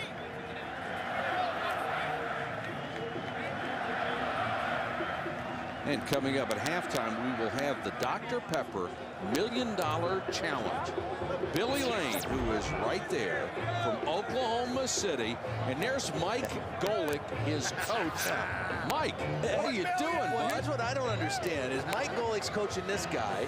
Gino Toretta was coaching the guy in the ACC championship game. Doesn't seem fair, does No, it? it doesn't. You got to have Mike Greenberg there coaching him. I mean, Greeny's got to know more about throwing the ball than Golick. But anyhow, Billy Lane, if he gets 11 footballs into the giant Dr. Pepper can, he would win $1 million. as they have to help Brandon Walker off, and it's 3rd and 10 now. I wouldn't leave Malcolm Kelly single down here. I'd get a little help with a safety rather than and they got a safety coming over the top right now. Brian Simmons is in there on the offensive line. Thompson under pressure. Throws and nearly a circus catch. Made over there by the tight end Joe John Finley. Got his hands on it, couldn't hold it. Excuse me, that was Joaquin Iglesias instead. 9 and not 19. Well, he made an acrobatic catch for a touchdown at Oklahoma State last week. Almost comes down with another one here. But another big stop for the Nebraska defense after the excellent kick return by Reggie Smith. And not much time taken off the clock either. Now Grigsby will have a chance to return a punt. Another end-over-end wobbler. And Grigsby buried as he got back to the 25-yard line. This rivalry had just produced so many great ball games. And great coaching was where it started. Tom Osborne won 5 national championships. Barry Switzer won 7. 7 combined Heisman trophies, including Johnny Rodgers, Billy Sims. And you just have to wonder what Billy Sims would have done in the NFL had he not been hurt. Boy, what a talent. Great players, great coaches, great tradition. And the uniforms. I mean, turn on the television, you see the uniforms, you go, oh, well, I'm going to settle in for this one. This is the 24th meeting also where both teams are nationally ranked. I mean, this game has just always had that kind of impact. Marcus Walker, the injured player, being tended to. Marcus Walker, one of their starting corners, really has been a key factor in solidifying this Oklahoma defense. When Marcus Walker and Lendy Holmes were inserted as starting corners after the Oregon game, and Reggie Smith was moved from cornerback to strong safety, that really strengthened this Oklahoma defense. Well, Matt Weiner has more on what has been a very active day and night. Matt? On ESPN, Rutgers and West Virginia to decide the Big East Championship. Jarrett Brown playing for Pat White tonight. He was banged up and not on the field. Finds Darrell Jallo 48 yards down inside the 5. A Steve Slayton run would punch it in on 3rd down, so it's 13-10 there. Meanwhile, Florida making its closing argument for the BCS jury. Urban Meyer has already gotten the what else but Gatorade shower. Less than a minute to go and a 10-point Gator lead. Well, what a great performance by them. And Slayton, is he any good? You know, I think some people would say now, well, that USC lost, that maybe Michigan should be the team that would get a chance to play Ohio State again. I think Urban Meyer's got a very legitimate argument. I do too. To go through the SEC with only 1 loss and to beat a team like Arkansas, it looks like they're going to do tonight. Very impressive for the Florida team. I think Florida has every bit as right to play Ohio State or to move up and have a chance to play Ohio State as Michigan would at this point. I just love how the season has gone down to the very wire. I mean, the final weekend of the season, and so much still being decided tonight. Well, really, all those schools in the top 10, with the possible exception of Boise State, really have no complaints. Everybody has had their opportunities. Right. Enough teams have lost so that if you took care of your own business, you would be there. So nobody's got a real argument except maybe who is going to play in that last game again. And that's, I don't know. I think the debate and the talking about it, I think that's good for college football. I don't necessarily think the system is perfect. It's not. I mean, it's got flaws, and as long as you don't have a situation like last year where 2 undefeated teams that were clearly the 2 best teams matching up, you're always going to have room for controversy and debate. But you're against the playoff. How can you be against a playoff? I'm against the playoffs because I think a playoff would destroy bowl games, and I think bowl games are great for college football. They are too, but I wonder why it would destroy the bowl games. I think the bowl games would still be great. I don't think you could incorporate a playoff into bowl games because of the way bowl games are, where it's a week-long activity. The team is there for a week. You have festivities. You have volunteers that work year-round. It would be like the NFL playoffs. You would come in the night before the game. You would play the game, and then you would go on about your business and go to the next place. I don't know that bowl games would want to host playoff games. I mean, you just have to completely rethink the way you did it. Would it be exciting? Sure. Would it generate a lot of income? Absolutely. but I think it would destroy the bowl system in college football. It's a pretty good argument. Not bad. Marcus Walker able to get up and walk off under his own power. That's good to see. Yeah, absolutely. And if nothing else, Nebraska has come back from a moribund existence. They were down 14-0. It looked like they weren't going to get anything going. But that touchdown makes it a whole new night. When you see that Tostitos Fiesta Bowl is the destination for the winner tonight, it appears, and the team that probably will be waiting there for him is that undefeated Boise State team. Taylor, a little screen, and Jackson is popped as soon as he touched it. And it was the Conference Player of the Year on defense, Rufus Alexander, who just lit him up. The coaches say that Rufus is like a coach on the field. Very instinctual, very smart, understands what they're doing defensively. Led the team in tackles last year as well. 95 tackles, a lot of tackles. Ironically, he's out of Baton Rouge, Louisiana. Wanted to get away from home. Didn't want to. He was obviously recruited by LSU, but wanted to get away from home a little bit. He got all the way out to Norman, Oklahoma away. Taylor has this one batted down, and it was the middle linebacker Zach Latimer who got his right hand up and knocked it away. And Walker will get an early trip to the locker room. Clock stops 2:34, 3rd and 7. A couple of incomplete passes stops the clock for Oklahoma if they get a stop here and get the football back. This is where it's been tough for Nebraska today. 3rd and 7 plus. Very difficult against this Oklahoma defense. They line up with 3 down linemen, but they're going to bring more than 3 most of the time. Taylor, good protection, throwing that deep out and has it intercepted right in the hands of DJ Wolf, and boy, he showed you some good hands that time. He bobbled it and then hauled it in for the interception. Well, Zach Taylor got greedy on this one. He wanted to go for the 3rd down, and this is a typical route where you have a corner route deep and you have an underneath route. And if the corner bites on the underneath route, then you throw the deep one behind it. But the corner didn't bite on the underneath route. He kept drifting back. And then he made a great interception on the football. And DJ Wolf is in there for the injured Marcus Walker, who we just saw go to the locker room. So can Oklahoma take advantage of that break? They'll keep it on the ground. Patrick inside the 40 to the 39-yard line. That's the most space that Oklahoma has had running the football tonight. That play right there. They have not had much room to run the football. They've done a lot more damage throwing it than they have running it. And this is the number 14 rushing team in the country. And Nebraska's done a real good job of shutting that down. Quick pass complete to Manuel Jackson.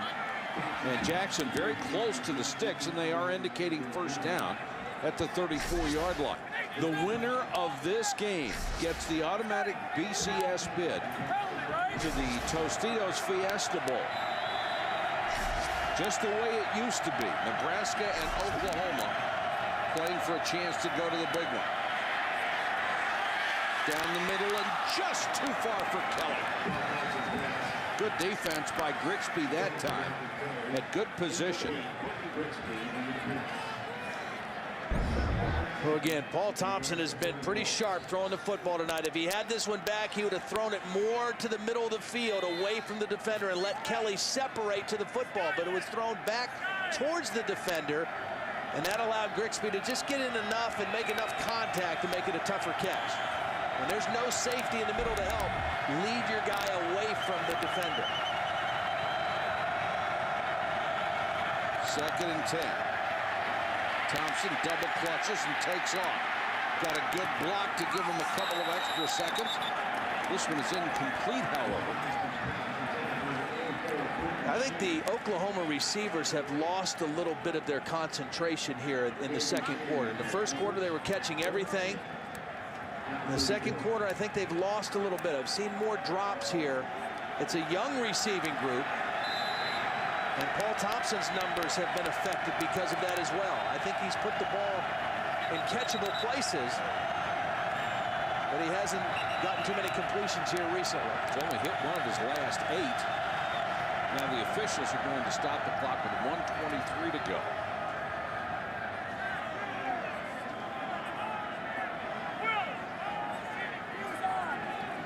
The one thing Nebraska has not been able to do is they've not been able to get a lot of pressure at all on Paul Thompson. Part of that has been it's been quick throws.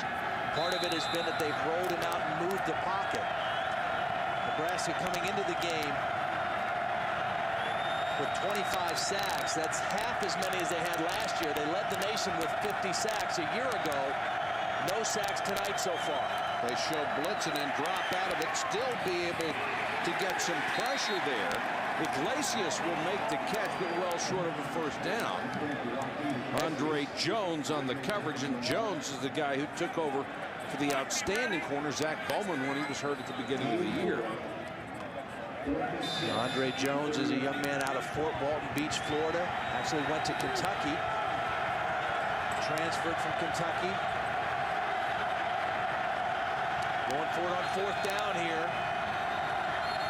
Got the ball down at the 30-yard line. That's that in-between distance. And now we've got a timeout. Both teams have 1 left with 47 seconds to go in the half.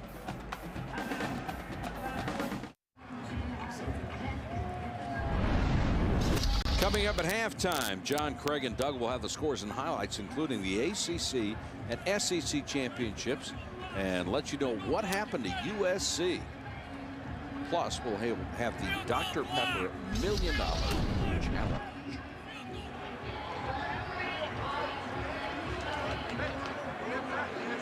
See if Golick can actually coach passing.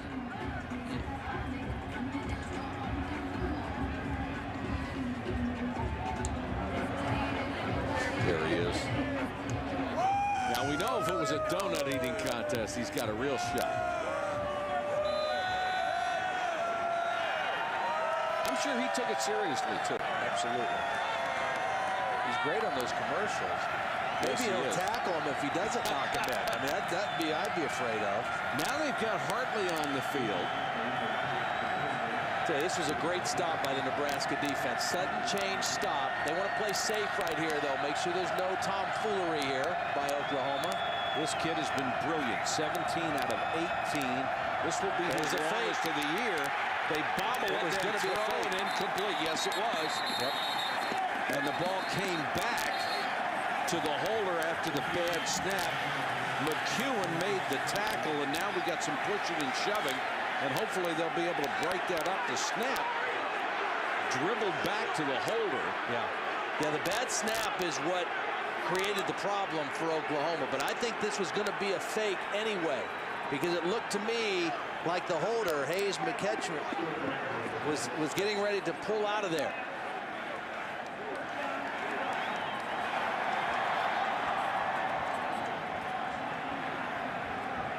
Tensions are getting high. Both these coaches are not opposed to using trick plays, but the bad snap just kind of blew that play up. They weren't able to execute it. I don't think this was just a reaction to the bad snap as much as it was an actual design fake.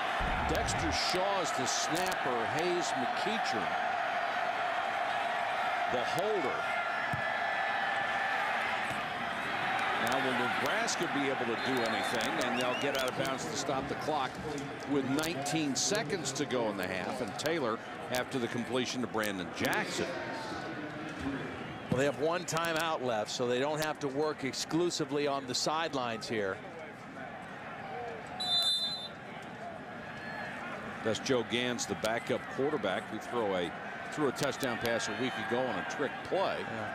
Joe Gans is from the Chicago area, and when we talked to Zach Taylor, we asked him, are you wearing long sleeves tomorrow? He said, well, my backup is from Chicago, and he wouldn't let me wear long sleeves when we played Texas, so it's kind of up to him. Well, he must have won again tonight. Taylor takes off and slides in safe at the 43-yard line, but that burned another 8 seconds off the clock, and they'll have to use their last timeout.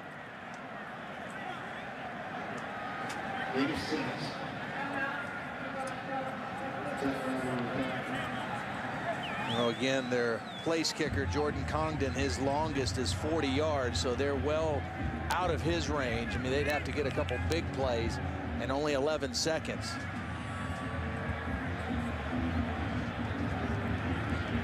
They've done studies. If you complete a 25-yard pass, it's going to take about 13 seconds for the offense to get downfield and spike the ball. So with 11 left, doesn't look good. Except that if you get the big sideline, well, or you get the first down, they'll stop it temporarily until they've remarked it. But you've got to be there.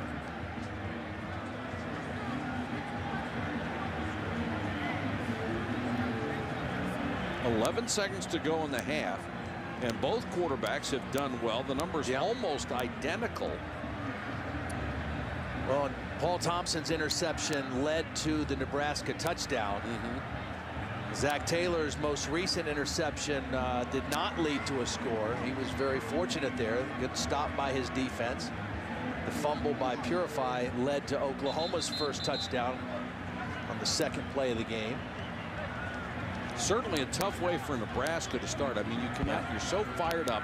You've got 60 of the 80,000 people are cheering for you, and you fumble on the first snap, and then the other team scores on the first play from scrimmage. Well, you wonder here if Bill Callahan has some kind of a trick play here with 11 seconds. He ran 6 trick plays a week ago against Colorado.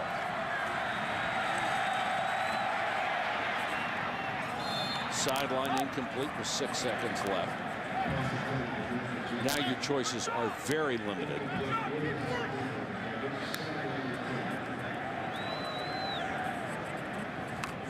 Do you throw it again, or just run it, or take a knee and be careful? Well, I think you take another shot at it. I mean, the one thing you got to make sure, though, is you don't want your quarterback to take another big hit. He's been hit a few times in this game pretty hard in the first half. So if you call something, I'd want to call something, get it out of his hands a little quicker, and not let him hang back in there and take a big shot here right before halftime.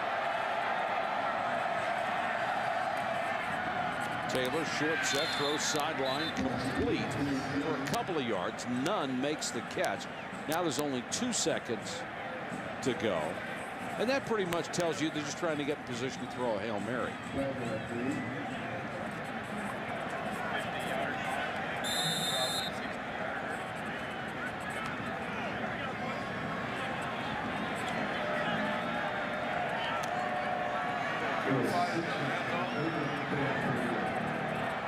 Barring a penalty, the last play of the half coming. They have 3 receivers to the bottom. Purify by himself at the top. Taylor steps up under pressure. Drilled from behind. The ball is loose. Picked up by Oklahoma. And I'll tell you what, if Rufus Alexander doesn't miss it, if he's able to scoop that ball, he might go. CJIU coming from behind, got the sack and the forced fumble. Nearly a disaster. Let's check with Holly Rowe. Coach Callahan, your offense appears to be clicking a little bit better here in the second quarter. What's been the difference? Well, we put ourselves in the hole initially with that turnover, and they scored, and we've been trying to catch up. I think we could get into a little bit more of a patient game in the second half. All right, thanks, Coach. Thank you. Hoping to break that 0-11 streak. Our score at halftime, Oklahoma 14-7. Let's go to John Saunders, Craig James, and Doug Flutie in New York with a Capital One halftime show. Mike, it's going to be more than a halftime show. It's going to be quite a halftime discussion. We'll get into it more before, but here are the particulars. USC lost to UCLA. Florida beat Arkansas. Michigan did not play. So we're going to have a huge discussion about who should be facing Ohio State. What do you want to do? Start about right now? No, start out. Let's just general. I think, you know, just in general, you have to talk about USC. USC goes out and they get beat today. Then you have to figure out, well, okay, now is it going to be Florida who won, or is it going to be Michigan who sat at home? And you know, it's an interesting, lively debate going all everywhere. Craig is going to tell us how Michigan got worse today by sitting at home and how they're not a very good football team right now. I didn't say that. That's all right. We'll get into it a little bit. I did not say that. As I said, it's going to be more than a halftime show. It's going to be a debate. So stick around for the Capital One halftime show, because when we come back, we'll discuss who should face those Buckeyes after these messages and a word from our ABC station. You're watching ESPN on ABC. Welcome back to Kansas City. We have a one-touchdown game for the Dr. Pepper Big 12 Championship. Oklahoma leading Nebraska 14-7.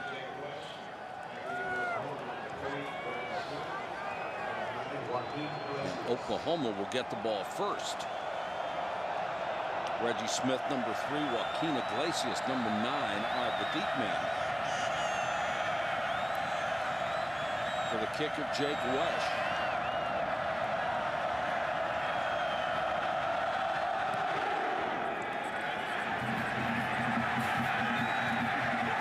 From the 1, Reggie Smith cut down at the 14-yard line.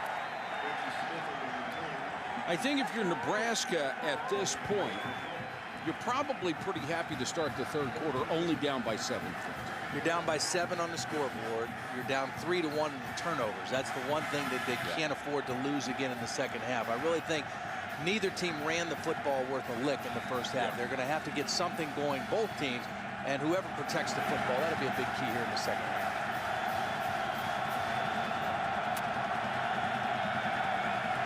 Starting from the 15-yard line will be the Sooners and Paul Thompson. Patrick cuts it outside and takes it out across the 30, but this is going to be a holding call. I'm going to bring this one back a few yards as Alan Patrick, who had a great junior college career as both a running back and a defensive back. The nickelback position in Oklahoma's defense is a critical position. They do a lot with them as far as pressuring the quarterback, coverage, and that was the position that Alan Patrick was originally slated to play. And holding offense number 19, 10 yards from the spot of the foul, first down. Joe John Finley, the tight end. It would have been the longest run of the night, but denied by the penalty. Let's take a look at tonight's Pacific Life game summary. And the yardage now piling up a little bit in Nebraska's favor. Well, and this number's a little deceiving. That 51 yards rushing from Nebraska, 31 of it came on one run by Brandon Jackson in the first half. So neither team ran with much success in the first half, and neither team off to a great start running in the second half. Pryor just came through the line and unloaded. Pryor, nobody blocked him. I mean, that's easy to make that play in the backfield when nobody blocks you. A missed assignment up front for Oklahoma. It was not a blitz. It was not any particular fancy stunt, just an unblocked defensive tackle making a play in the backfield. If you're a lineman in that situation, don't you have the sort of sneaky feeling that something's going on? Yeah, like a wham play or a trap or something. Somebody's going to earhole you in a second, but not that time. Chris Brown didn't have a chance. Now they'll go to the shotgun slant. Way too high and nearly intercepted. Tierre Green had a shot at it, and Thompson let that one get away from him. Let's go to Holly. Guys, I caught up with Bob Stoops at halftime. I asked him, what do you have to do to get your running game going? He said, basically, we're not executing. He said, we're getting beat on the line of scrimmage. Guys are getting across our faces. He's very happy with how they're playing up front. He really said they've just got to do a better job on the offensive line. We didn't see it that series, guys. Maybe we can get a go next time. Okay, Holly, and they're averaging 188 yards a game on the ground. Not tonight.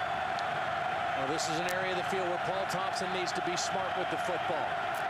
Backed up, 3rd and long, near his own goal line. Smart with how he throws this. Under pressure, down he goes at the 5, and the pressure came from Jay Moore, number 44. The left defensive end gets his 5th sack of the year. And he had a bead on Paul Thompson from the snap. The first sack of the game for Nebraska. He's working on the true freshman. It goes right around him. Trent Williams, number 71. A great get off that time by Jay Moore. And an excellent defensive series to start the second half for Nebraska. The sack by the senior from Elkhorn, Nebraska. Cohen will kick.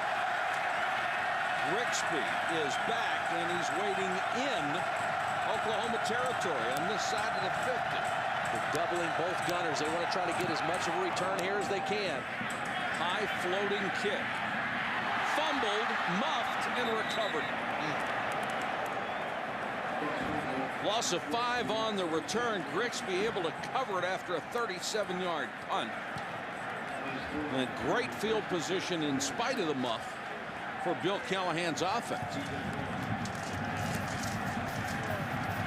The one thing we have not seen Nebraska do much of or try much of, and again, part of it is this system. It's a short passing game. It's a lot of intermediate, short to intermediate routes.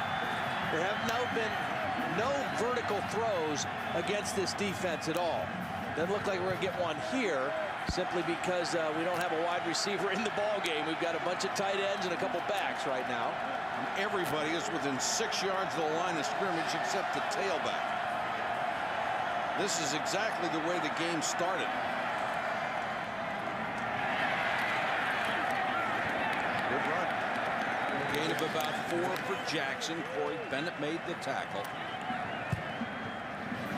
How do you evaluate Zach Taylor's first half? Well, I think he had a pretty good first half. It's a good defense. I think he held the ball a couple times, a little bit too long, and the interception that he threw, I think he forced one in there. But I think for the most part, he's shown toughness and he's shown an ability to make some plays when they needed him. Again, I think they got to get Purified back in the game. He's been kind of quiet, and he's really a big play difference maker type receiver for them. Oklahoma just burned a timeout. Brent Venables, defensive coordinator, not happy at all about it. No, he is really upset with his kids after that one. They blow a timeout really early third quarter. You're watching ESPN on ABC. Back in Kansas City, Oklahoma just had to call a timeout. When we talked to Bill Callahan and we asked him, you know, why you do so much shifting in motion, watch as they shift the tight end. What they want to do is they want to make all these guys communicate on all different levels. The linemen, the linebackers, the defensive backs. They want to create some confusion, but they also want to make those guys communicate. And right there you see Rufus Alexander had to call timeout. They obviously weren't communicating very well, and they had to burn a timeout. But a lot of that shifting in motion that Nebraska does is to just get guys talking, a little second guess and a little lack of communication, and hope you can spring something on it.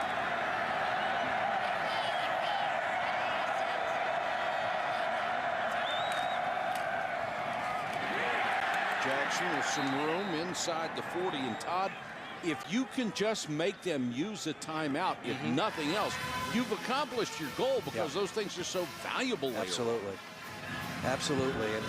And we talked about the running game, and we see both teams coming out trying to run a little bit. I really think if either team can gain 50 yards or more in the second half, it will make a huge difference in this game. Neither team ran the ball well. Now that guy right there, Adrian Peterson, would have helped the Oklahoma running game quite a bit. Third down, a little swing pass to Jackson. Got a chance for a first down, and he got it. Bad tackling by Oklahoma. They had 2 guys converge on him, broke down. If they make the tackle, it's short of the first down. And Brandon Jackson, who has caught 26 balls coming into tonight, does a nice job after he catches the football. Watch him split the defenders. And that's just like in basketball. If you try to come and trap and a guy dribbles through the trap and splits it, you can make a play. Brandon Jackson split the trap and got a first down. Jackson was fun to talk to the other day. Kid's got a great smile, wonderful attitude. They had used 4 different running backs this year, but he has become the guy. It's another carry. Drags a tackler with him inside the 30. This is a good drive for Nebraska. Let's go to Holly. Well, guys, in talking to Zach Taylor, he said that when he was watching film of himself last year, trying to correct some of his mistakes, he realized he was too quick to run or too quick to throw it away because he'd see a back about 5 yards away from him. So he said this year he's made a much more concerted effort to find his backs, to be aware of where they are in that progression, and he's done a great job. Several of the backs have more than 20 receptions. And that's Holly. It's done a lot for him too. Absolutely. Raised his completion percentage, has kept the offense alive. Yeah, it's hard to be efficient in the West Coast offense if you only complete around 50% of your passes. It has to be higher than that. Jackson again, this time he's in this flat and the ball's a little overthrown. Jackson upset with himself. Thought he'd have a shot at that, but once he had to go up in the air, he was going to be cannon fodder for those defenders coming up. talked about visiting with Brandon Jackson. I got a kick out of it. He came out of high school from Horn Lake, Mississippi, but he moved there from Chicago when he was 10 years old. I asked him, you know, going from Chicago, what did you think when you got to Mississippi? Culture shock. He said, well, two things. It was hot, and I didn't see any sidewalks. A little different. 3rd and 7. With a shovel pass, Jackson. They're going to be about a yard short. Rufus Alexander made the tackle. What do you do here? It would be a 42-yard field goal. I think 43. You go for it? Yeah, I think you go for it. This would be a long field goal for Congdon. Sometimes on longer kicks, you don't get the necessary height. Looks like they are going to kick it. Got to make sure you get that ball up. Now, again, Bill Callahan 6 trick plays last week. One of them was a fake field goal for a touchdown. But when they ran that fake last time, it was the backup quarterback, Joe Gantz, who was in as the kicker. This would be a career long for Jordan Congdon, who has only made 5 out of 7 this year. That's what I thought. And it's stuffed. Ball's loose, picked up by Lindy Holmes. Lindy Holmes for Oklahoma. Partner, you called it. They're blowing the whistle down here somewhere. DeMarcus Granger with the block. Lindy Holmes with the recovery. But there is a flag down. Let's check it. I wonder if that's delay a game if they didn't get the play off in 25 seconds. Oh. If it is, it's a huge break for Nebraska. I think the play clock may have run out. Prior to the snap, delay, offense. Holy 5-yard penalty. See, the only reason I didn't like this call was because, you know, his long in the season is 40. Right. And you put him back beyond that, and he's trying to drill it. He's not going to get the height. Now, that wasn't very good protection either on the inside. But that ball didn't have much lift. What an enormous break. You make a mistake, don't get the kickoff in time, and it saves you a touchdown. Now they're going to go for it. 4th and 7, and why not? They're down at the 30-yard line. Now 4th and 7, still much more difficult than 4th and 2.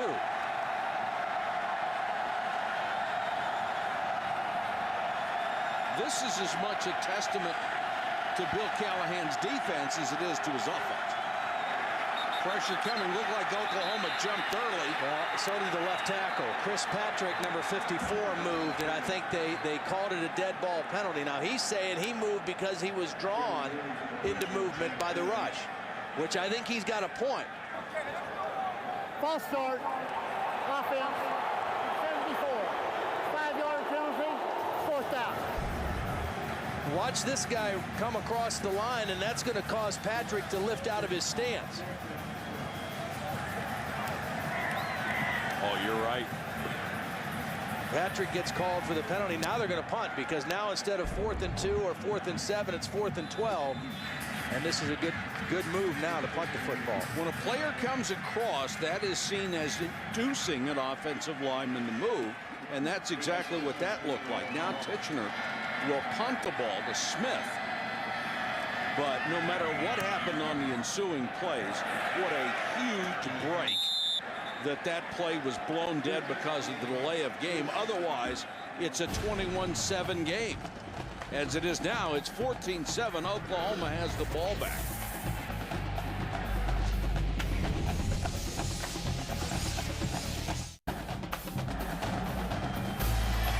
What a beautiful area. That's the plaza in Kansas City with all the stores and restaurants lit up. It's just so pleasant to be down there during the holiday period. My wife Sherry's from Kansas City. That's her favorite part of the city, is the plaza at Christmas time, all lit up. I can understand why. It's beautiful. It's really pretty with that snow on Thursday. Yes, it was. Oklahoma will start from its 7. Patrick tries to get outside. There's that guy again, Jay Moore. Loss of 5, and he just would not be denied. You look at the last 6 Oklahoma possessions, only 78 yards, and they're going backwards to start this possession. Jay Moore Coming across the line of scrimmage is ripping the right tackle. Again, that's a true freshman, Trent Williams, that he's working against, and he's played pretty well this year, but he's going against a different cat tonight. Against these two defensive ends, Carricker and Jay Moore, both seniors, both big physical guys. And they both can dominate games from those defensive end spots.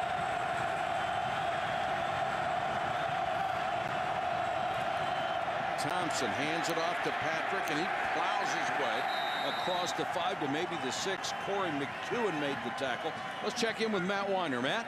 On ESPN, Rutgers in West Virginia with the Big East title and a BCS spot at stake. Rutgers has taken the lead but could have had more. James Townsend couldn't hang on to the Mike Teal pass.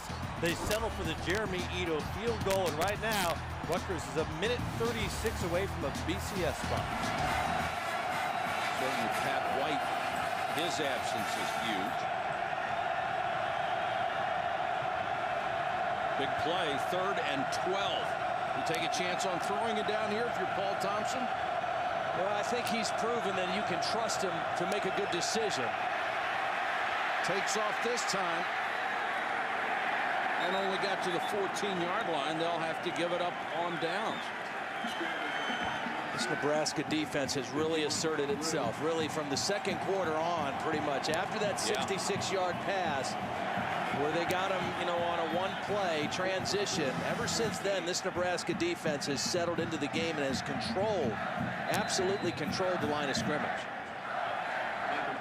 Cohen, who has been fortunate to get away with some poor kicks. You know, part of that is this Oklahoma offensive line, 3 sophomores and a true freshman, and all 4 defensive line for Nebraska, all seniors. I mean, they've got a lot of experience and a lot of beef up there. High snap. Cohen just got it out of there. Good kick this time, and Grigsby forced back to his own 47. 39-yard punt, no return. Catch one of the hottest new comedies of the season, starring Jonathan Silverman, David Arquette, Greg Norman, and Greg German, and Lori Loughlin. Everyone needs a little life support in case of emergency. This coming in January. I think it's very important for Nebraska not to waste another field position opportunity. The last possession, their defense held. They got it on the 46-yard line of Oklahoma and did nothing with it. This time, they get it back on their side of the 50, but still excellent field position. They need to take advantage of it. Jackson broke a tackle, uses that speed, picks up 11. He's got a first down. Darian Williams, the free safety, the 3rd leading tackler on this team, makes the tackle on Brandon Jackson. Watch the movement along the line of scrimmage. It's kind of a zone play. Good blocking on the 2nd level by the tight ends and the wide receivers. That's the one thing Nebraska uses a bunch of different combinations with tight ends and wide receivers blocking on the edges, and excellent job getting to the 2nd level by those guys on that play. Since becoming the starter, Jackson has averaged over 103 yards a ball game, and he seems to be hitting his rhythm right here. Drilled as he got inside the 40-yard line by Rufus Alexander, and Jackson a little slow to get up. He's holding his hand or his wrist at the end of that play. 13 carries, 70 yards tonight. You know, one thing that's kind of interesting about these different backs for Nebraska is they're all kind of the same. And even when we talked to Brent Venables, he said, hey, we treat all 4 of them the same. They all do the same thing. None of them stand out different than the others. And Jackson's been kind of the workhorse, but they're all about the same size, too. Right around 6'1", 200 pounds. Doesn't change what they do. Kenny Wilson is the new man. Wilson on the toss. Tries to get outside and can't. Tough to run on the perimeter against this defense. Yes, it is. Too much speed. Yep, too much speed. Their success has been running at the tackles and then maybe a bounce outside if they get the edge block, but just a toss to the perimeter. Not very high chance of success against this defense. Another big 3rd down play for Nebraska. Again, the good field position. You've got to take advantage of it. It's in your favor right now. There's no guarantee you're going to keep this field position for the rest of the second half. You only get so many opportunities. They've squandered a couple before.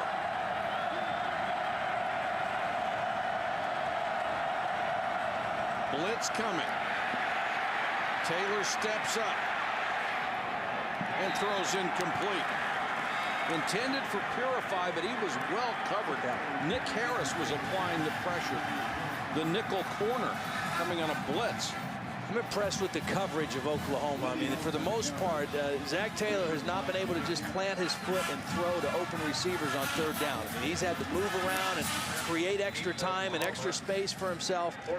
Excellent coverage, a lot of zone coverage, but they've really covered up the spots back there against this Nebraska pass game. And Taylor has hit only 8 of his last 20. Smith deep again. Kitchener tries to lay it up toward the corner, and it will be downed inside the 5-yard line. Reggie Smith.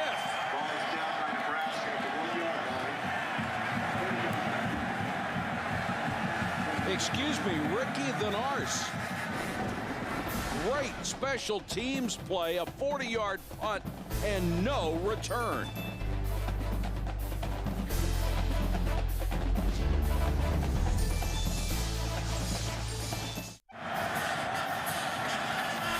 Oklahoma, lousy field position the entire second half. This time they start from the 1. 3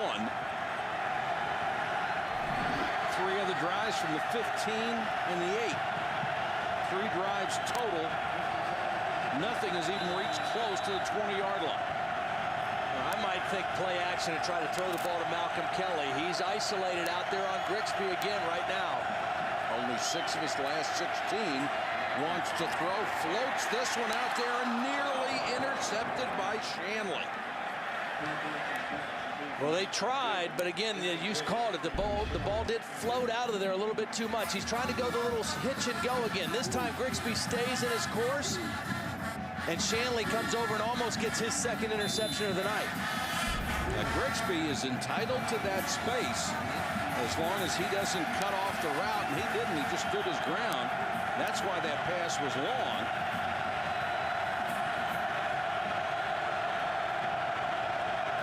Brown is the tailback. He'll get the carry. And he got a safety drilled at the line of scrimmage. Now they're going to mark him just inside the 1. Wasn't by much, was it? They give you forward progress pretty quickly on a play like this. They are loath to call safety. Yeah. The ball was snapped on the 1. He's out barely. I mean, he is inside the 1. He actually lost a half a yard on the play. Brown has had 4 carries in this game. 1 for -4, the other for 0. He has been stuffed every time he touched it.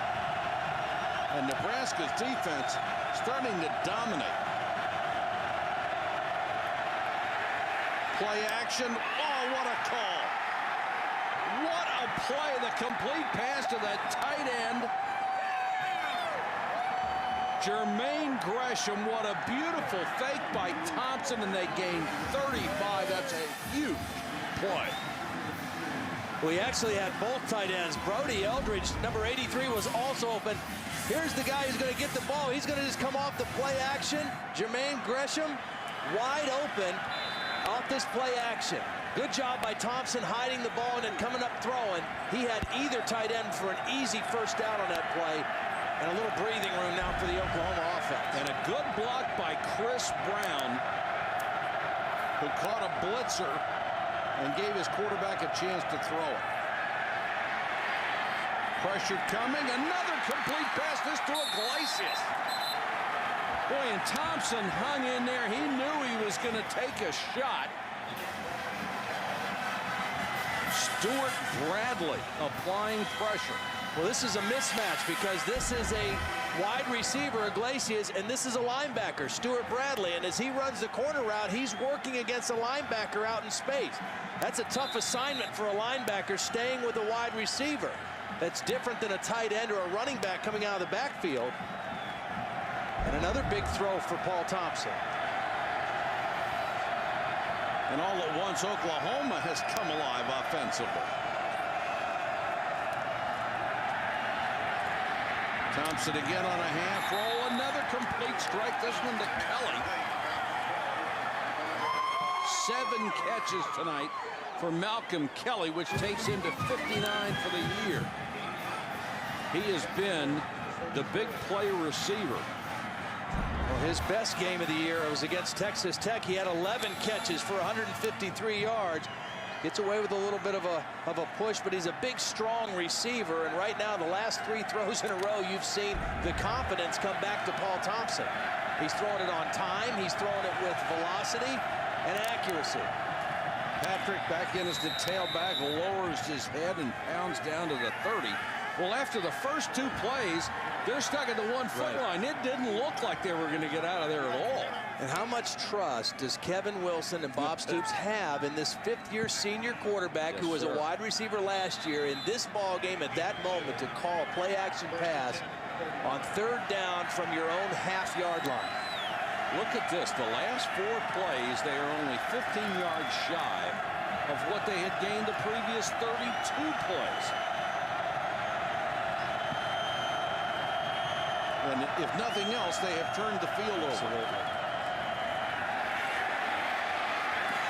Thompson has been so accurate on the run, throws a perfect strike, and has another first down. This kid has been sensational. Adrian Darnell. Adrian Darnell does a nice job of using his body to shield the defender. He kept the defender Grigsby away and made the catch because the ball was thrown a little bit behind the receiver, but Darnell did a nice job of shielding the defender with his body and catching the ball with his hands. Thompson has been much better on the move than he has been in the pocket. That's his comfort zone. Rolling out, having a run pass option, throwing on the move. He times things up a little better that way. Another first down. Here we go again. Another perfect strike. Kelly at the 5 and then knocked back toward the 10-yard line. His 8th grade. Well, that was a great catch because this ball was thrown behind Kelly. Watch Kelly reach back and snag it. I mean, that is pretty. That looked like a catch Dwayne Jarrett made against Notre Dame last week. Sure did. I don't know if he made any today, but big-time catch right there by Kelly. Mark it at the 5, 1st and goal. He gets 4 straight rollouts.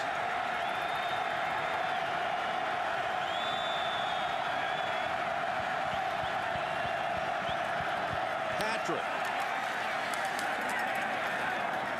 Let's go to Holly Rowe. Holly? Well, guys, it wasn't that long ago this drive started at the 1.5-yard line. But talking to Paul Thompson's dad and mom, Mark and Felisa, who are at home in Texas watching this game, they said he's just been a laid-back, unflappable kid his whole life. His dad recalled a junior high school basketball game. It was a big game. The place was packed, and he hit the game-winning shot. The place was going crazy, and he just walked over to his dad. Hey, game's over. Let's go. No big deal. So this guy's been unflappable his whole life. Well, he certainly gave this team what it needed, and we've got an injury timeout as T.R. Green, the strong safety, comes off very slowly for Nebraska. Gave this team exactly what it had to have after Rhett Bomar was kicked off the team, because he had been moved to wide receiver, and they asked him, they said, it's your decision, would you come back and play quarterback? And he was giving up what he thought was his best shot at the NFL as a wide receiver, and he did it. And right now, not very far away from winning game number 11. We're going to a BCS Bowl game as the Big 12 champion. Thompson again, wide open. The fullback dropped the ball. Zaslaw was wide open in the flat. His 6th catch of the year would be for a touchdown, and he couldn't hold it. It's a little bit high, but a catchable pass. You see the fullback slipping out wide open. Paul does a nice job getting the ball to him quickly, but just not able to connect. Brian Wilson came over and got a hit on him, but he should have had that. A big play right here now for both Nebraska defense. The red zone offense for Oklahoma, the best in the league coming into tonight. They're 1 for 1 in red zone opportunities already tonight. 3rd and goal. That's quarterback draw here too. Thompson sets, throws for Kelly. In or out of bounds. The officials looking at each other. They say touchdown. They took their time to make the call. Grigsby was the defender. This is just rise up and throw the fade to your big receiver. And remember, you only have to get 1 foot in college football. He throws it up for him, catch, foot, right there, touchdown. Excellent catch and call by the officials.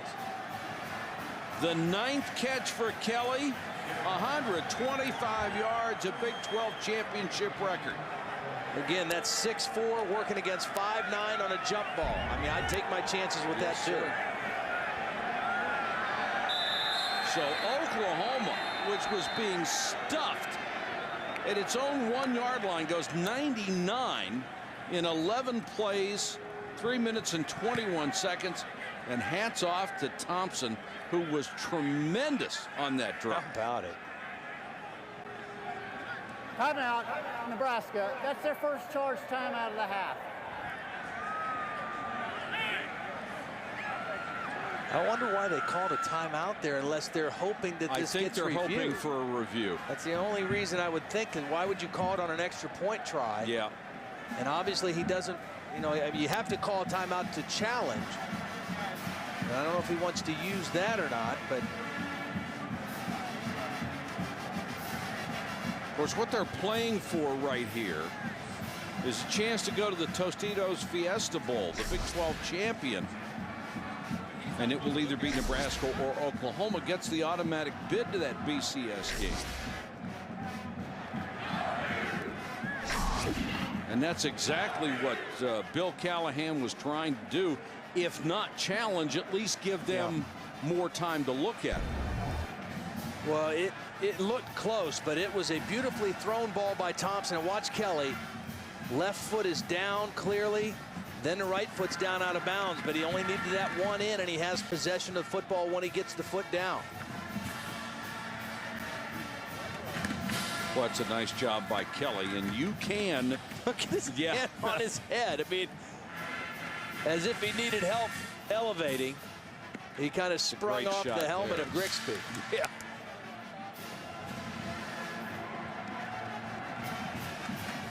I'll tell you what, I'm impressed with Paul Thompson. I'm impressed with his leadership, his poise. Let's go to Holly Rowe. Holly? Well, guys, I was standing right where the catch was made. There's no question his foot was in bounds, but Bill Callahan, during that timeout, just stood there with his offensive players and talked to the referee, kind of waiting to see, it seemed like, if they were going to stop it and review it. No such luck. They are looking at it in the booth, but they did not stop play on the field for an official review, so wasted timeout. You're right, Holly. And that puts them down 2 scores with 1:25 to go in the 3rd quarter.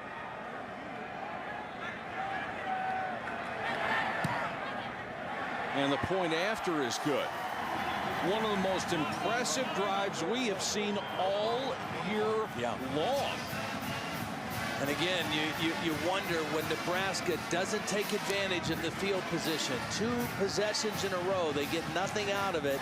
And then when it looks like they were going to get the ball back one more time in great field position, Oklahoma goes 99. And if Oklahoma goes on to win this game, you're going to have to take a look back at what they went through this year in order to reach this point. In the preseason, Red Bomar and J.D. Quinn were kicked off the team. Then they had that controversial loss to Arkansas on the butchered officials call. Then Adrian Peterson, just to add injury to insult, broke his collarbone halfway through the season. And still, they won their last 7 ball games. And I go back to what you said at the beginning of this broadcast and what you've been saying all week is that nobody has done a better job than Bob Stoops all year, and I have to agree with you. Yeah, I mean, what he's done to keep this team focused, to keep them together, to play their best football down the stretch. I mean, he's proven that he's a great coach already during his tenure earlier at Oklahoma, but I think this year's job of coaching may be the best that he's done there. And you know, it's a young team, too. I mean, this team only had 11 seniors, the smallest senior class in the Stoops tenure at Oklahoma. 13 of the starting 22 have at least 2 years of eligibility remaining. So, I mean, it's a very young, talented team that he's got in Oklahoma right now. Well, it's pretty hard to say it might be his best coaching job because he's 85-15. I know. So he's done a pretty good coaching job every year. But you're right. This is a very young football team with a chance to get a lot better. We have a record crowd watching this one. 80,031. Lucky and Wilson are deep. And Nebraska is going to have to rebound from what has to be a heart-wrenching drive when they appeared to have everything going their way, and it turned out just the opposite. Checking with Matt Weiner. Matt? Hi, Mike, over on ESPN. We're going to have overtime in Morgantown. West Virginia tied it on a field goal. Rutgers with a 52-yarder, but Jeremy Ito on a cold night couldn't get it to carry. It comes up short. We're headed to OT, tied at 23. All right, thank you, Matt. If we have OT here, we're going to need Nebraska to cooperate on offense. They have blown some opportunities, and time will soon become a factor. Taylor steps up against the pressure, throws underneath to Kenny Wilson, and he's brought down after a very short game. Hope you'll stay tuned for your local late news immediately following the game over most of these ABC stations. Over on ESPN, we'll have SportsCenter with post-game analysis along with all the scores and highlights of the day. And it all starts with the Bruins stunning the #2 Trojans. A rematch for the BCS title. It could be Michigan against Ohio State again. And is it another BCS disaster? Does the current system work at all? Neil Everett, Scott Van Pelt with SportsCenter after the game. Taylor with all day. Now he takes off. 35-40, first down. Gutsy play by Zach Taylor. They needed a big play. He's not known as a scrambler or a very mobile guy, but he is a winner and a competitor, and he competed for a first down right there. Maybe it'll give them a lift going to the fourth quarter. This presentation of the Dr. Pepper Big 12 Championship continues after this, and a word from our ABC stations. Take a look at our Dr. Pepper stats after 3 quarters, and in spite of only 23 yards rushing, Oklahoma is now up 21-7 over Nebraska. And Big Red will start from the 45-yard line. 15 minutes to go. Paul Thompson approaching the numbers he had in the Texas Tech game. That's when he threw for 309 yards in that ball game. Now it's up to Zach Taylor. Here comes pressure. Taylor steps up. Swift makes the catch. And the sophomore forced out of bounds. Swift only has 19 catches this year, as opposed to the 45 he had last year, which was #3 on the single season list at Nebraska. Of course, considering the number of times they threw the ball, being on the single season list wasn't all that hard. Still haven't been able to get Purify very much involved. He's had a couple catches, no big plays, nothing similar to what Malcolm Kelly has done on the other side for Oklahoma. And he's the same kind of player. Purify's the guy who came in averaging 19.5 yards a catch. That one's tipped away from Smith by the middle linebacker, Zach Latimer. Got a fingertip on it. Let's go to Holly Rowe. Well, guys, for Nebraska, they have just taken running back Brandon Jackson to the locker room for x-rays on his hand. He hurt it a while ago. He's been sitting here on the bench, and he actually told his running back coach, I'm okay, I can get back in there. But he wasn't okay. Finally, they have relented, and they've taken him to the locker room for an x-ray, guys. Yeah, took a direct hit from a helmet on that hand. Boy, that's got to hurt.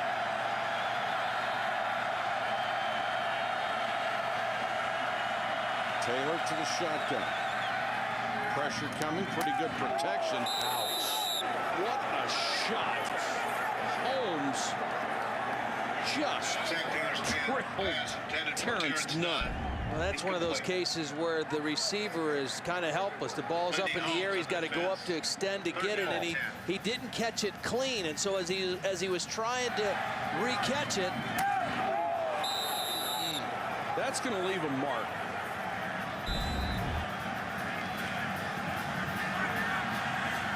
And it's incomplete on top of it. Lendy Holmes, who they say has gotten better and better ever since they moved him to defensive back from wide receiver. If hitting has anything to do with it, amen. Taylor trying to keep this going. Dumps that one off to Wilson. We talked about earlier, that's the next step that Zach Taylor has taken in his development as a quarterback. Look downfield, and your last read on the progression is the dump off to the back.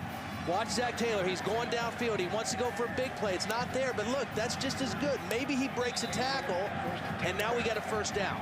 And Wilson, not much of a pass receiver. Jackson was the guy they threw so many to, as well as Marlon Lucky when he was in there playing tailback.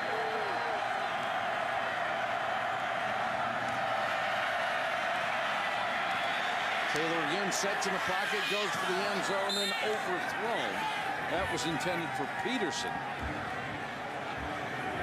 Good coverage by Marcus Walker, who was shaken up earlier in this game. Oklahoma trying to rotate 2-3 defensive linemen at a time, because when you have to rush the passer every down, it takes a lot of steam out of you as a defensive lineman.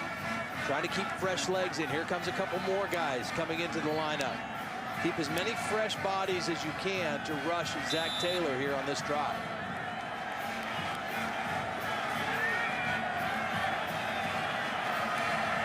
Second and 10. There's that shifting we talked about earlier, trying to make the defense make last-minute changes and possibly line up in the right place. And now Taylor, as he sees both wide receivers going back to whence they came, has to use another timeout.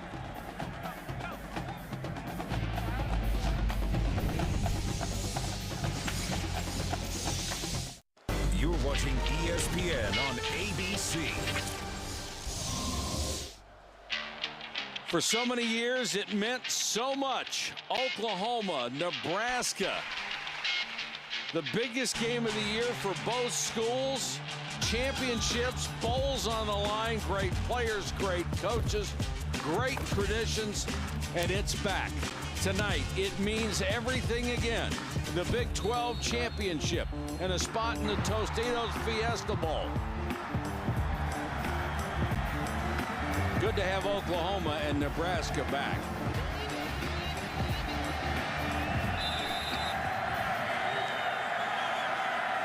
Nebraska trying to keep this drive alive. They need 2 touchdowns to tie.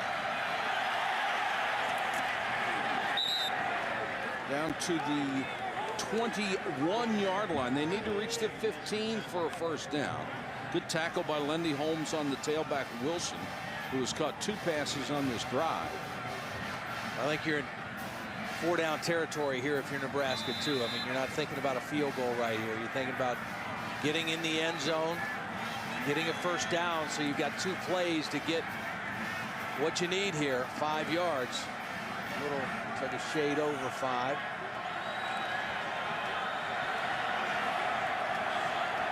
Taylor will go to the shotgun. Jackson, that big weapon, has been out with a bad hand. Taylor steps up, has a chance to run, and does. His hesitation, I think, cost him a first down. Latimer make the tackle about half a yard shy of the marker. There's only a 3-man rush. Oklahoma dropping 8 into coverage. So there's a lane there right away for Taylor, and you're right, he hesitates a little bit, and again, he's not known as a scrambler. And if you're not particularly fast or quick, and you're not known as a scrambler when you hesitate, it's even tougher. Yeah. Huge play here, 4th and less than a yard. They have to keep the drive going.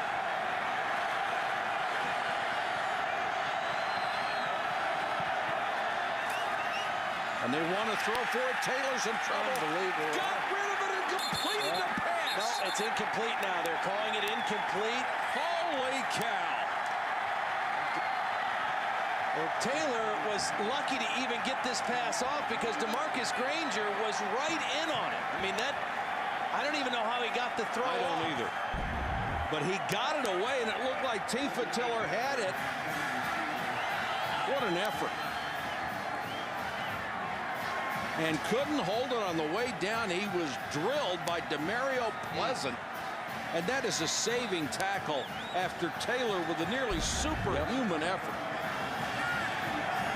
Just one thing to get it out of his hand, but he put it where the guy could catch it. Brent Venables says that the development of Granger has really solidified their defensive front. That was a big-time play. Huge stand by that Oklahoma defense, and now they'll go back to work on offense. Patrick brought down by Braden Birch. Even though Oklahoma has not done much running the football tonight at all, at this point they would like to burn some clock. So, if nothing else. Yeah, I mean, at this point you've got a 2-score lead. You got to run the football a little bit, or safe possession passes. You don't want your receivers going out of bounds. You want them to get as much as they can, but stay in bounds. Let's use the clock to our advantage right now a little bit. Tierre Green was the player who's shaken. The junior from Omaha.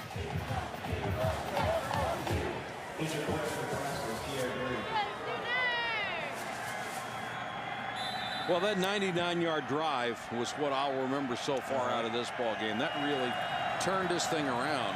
It looked like old Mo had really shifted to Nebraska, and Oklahoma just snatched it away.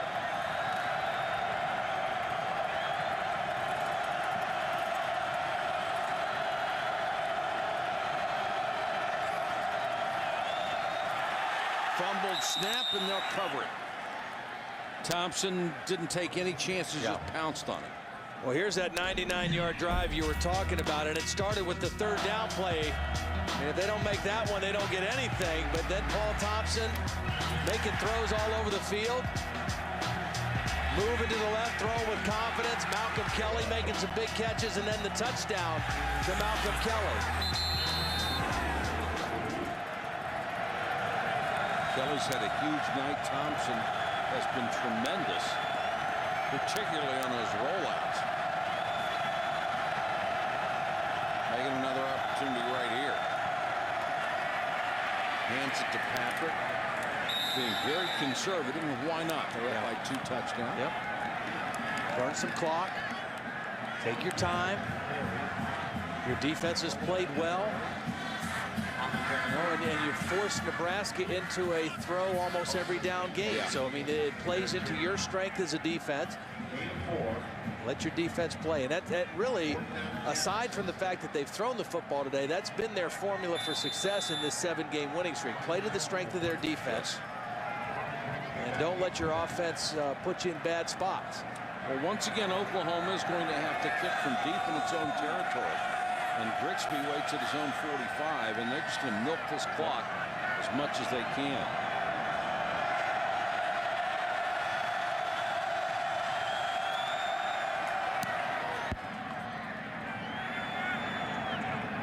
Fair catch made at the 49-yard line. Again, tremendous field position for Nebraska, but they have yet to take advantage of it. 21-7 Sooners, 9:31 to go for a championship.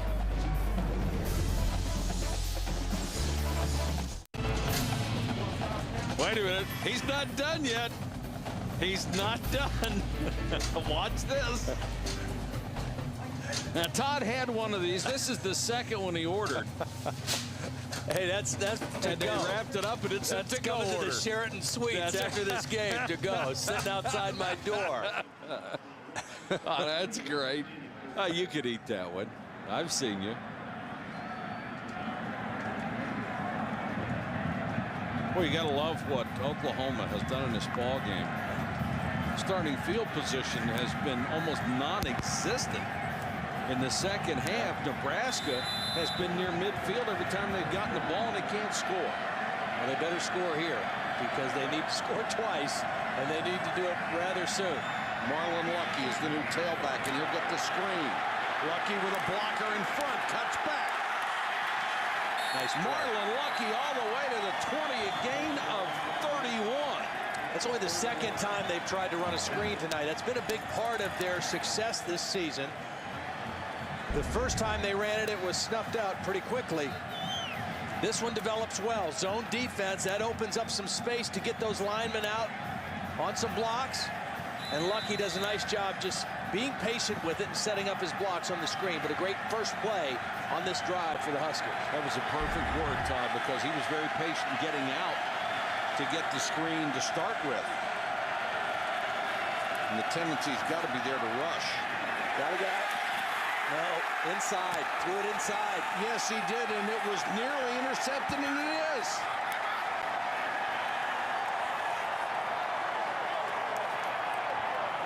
It's a touchback picked off by Nick Harris, the nickelback. That ball needed to have a little more mustard on it. Well, I think Zach Taylor knew the corner was whipped, and he threw it right away, and the ball just kept drifting inside. And the more it drifted inside, the more it enabled the safety to come over and make a play, Nick Harris. You want to keep that ball outside. See, as it drifts in, that enabled the safety to come right in front of the intended receiver and make the pick. Swift was open, and the ball just hung there. And you're right, it went inside, and it gave Nick Harris a chance for his 4th interception, and he made a beautiful diving catch. So once again, Nebraska squanders tremendous field position, and Oklahoma has the football right back.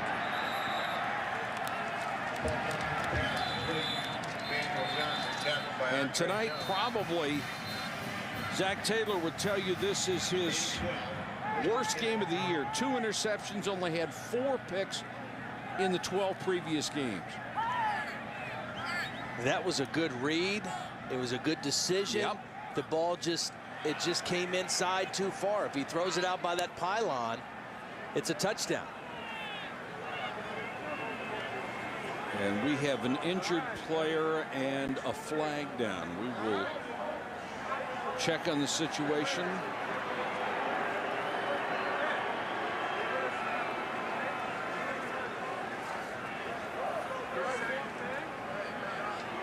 And it's Trent Williams, the starting right tackle, the true freshman, who is down. We'll check on his condition when we come back to Kansas City.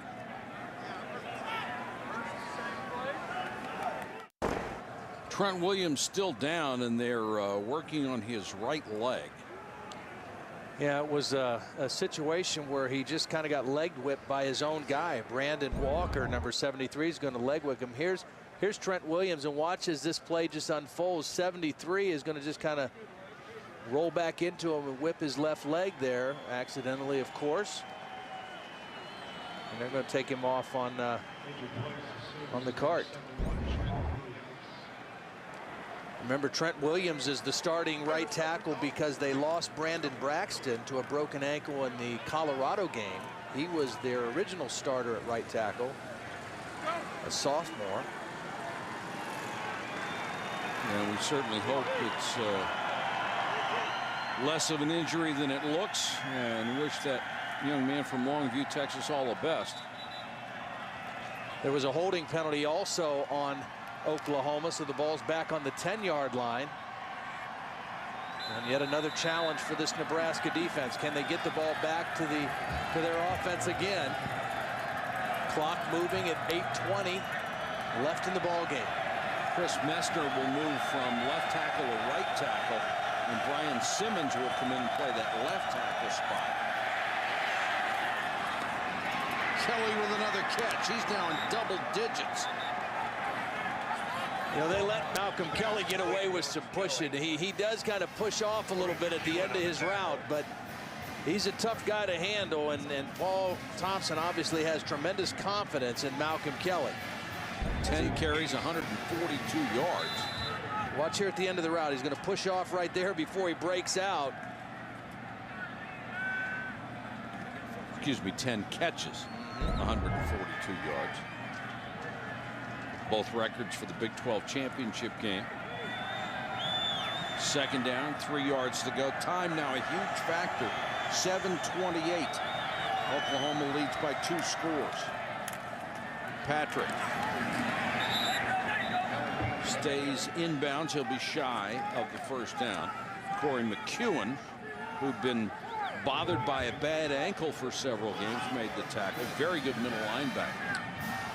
I just can't say enough about Paul Thompson and the way he's played. There was a stretch there where it looked like he was kind of getting out of sync and wasn't throwing as well. And boy, he got it back on that drive. And his quarterback coach, position coach, is Josh Heupel, who was also an outstanding quarterback here at Oklahoma.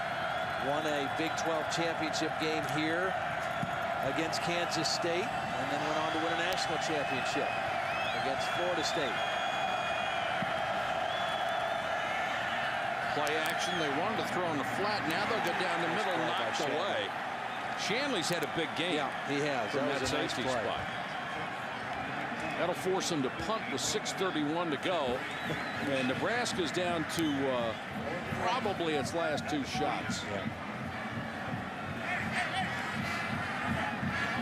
They had been so successful with that play action fake and then the throw into the flat. That's where he looked first. It wasn't there. The only thing bad for Oklahoma is they have not been able to eat up much clock because they haven't run and haven't been able to run. And then when they throw incomplete passes, that drive only 2:15. Wow, how did they miss that? Bad snap, but he was able to get it out of there. Grigsby on the return. Horse-collared, taken down after a return of 4. When we come back, Todd Blackledge will let you know his top candidates for National Coach of the Year. Will Bob Stoops be one of them?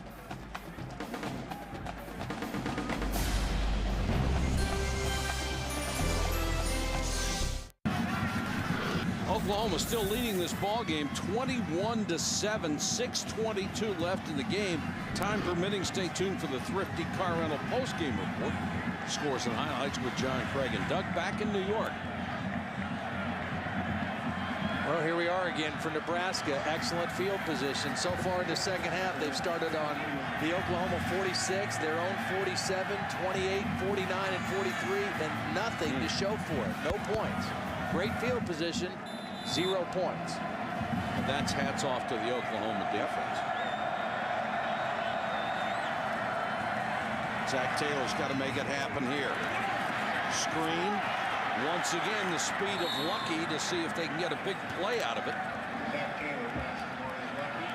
Lucky's got a first down at the 44-yard line. Clock stops temporarily because of that.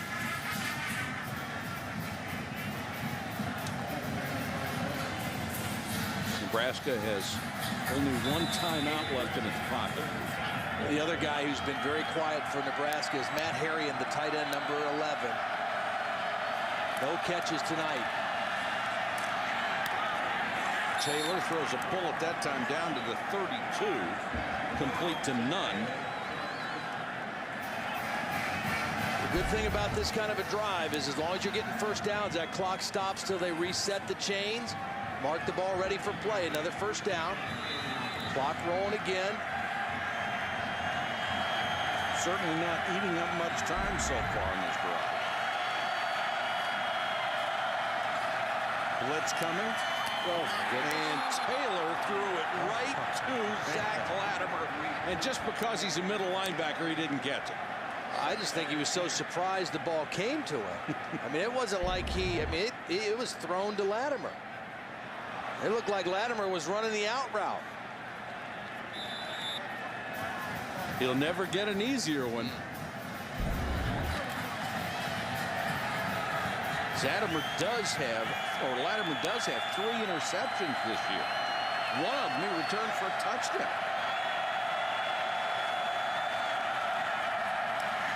Excellent protection for Taylor this time. Goes for the end zone, underthrown and intercepted by Reggie Smith. He had a man and didn't get it there. The 3rd pick he has suffered tonight. Well, Nebraska's had his chances, Todd. Well, they've had their chances and they've had the field position. And this Oklahoma defense in the secondary has been up for the challenge. I mean, they have covered these guys extremely well. Reggie Smith is the free safety. Here he is right in here. They're going to run to the corner, and he's open. But the ball is slightly underthrown, and Reggie Smith is going to just kind of slip underneath the throw. Receiver didn't help much. He kept drifting towards the end zone as well, but the ball was underthrown.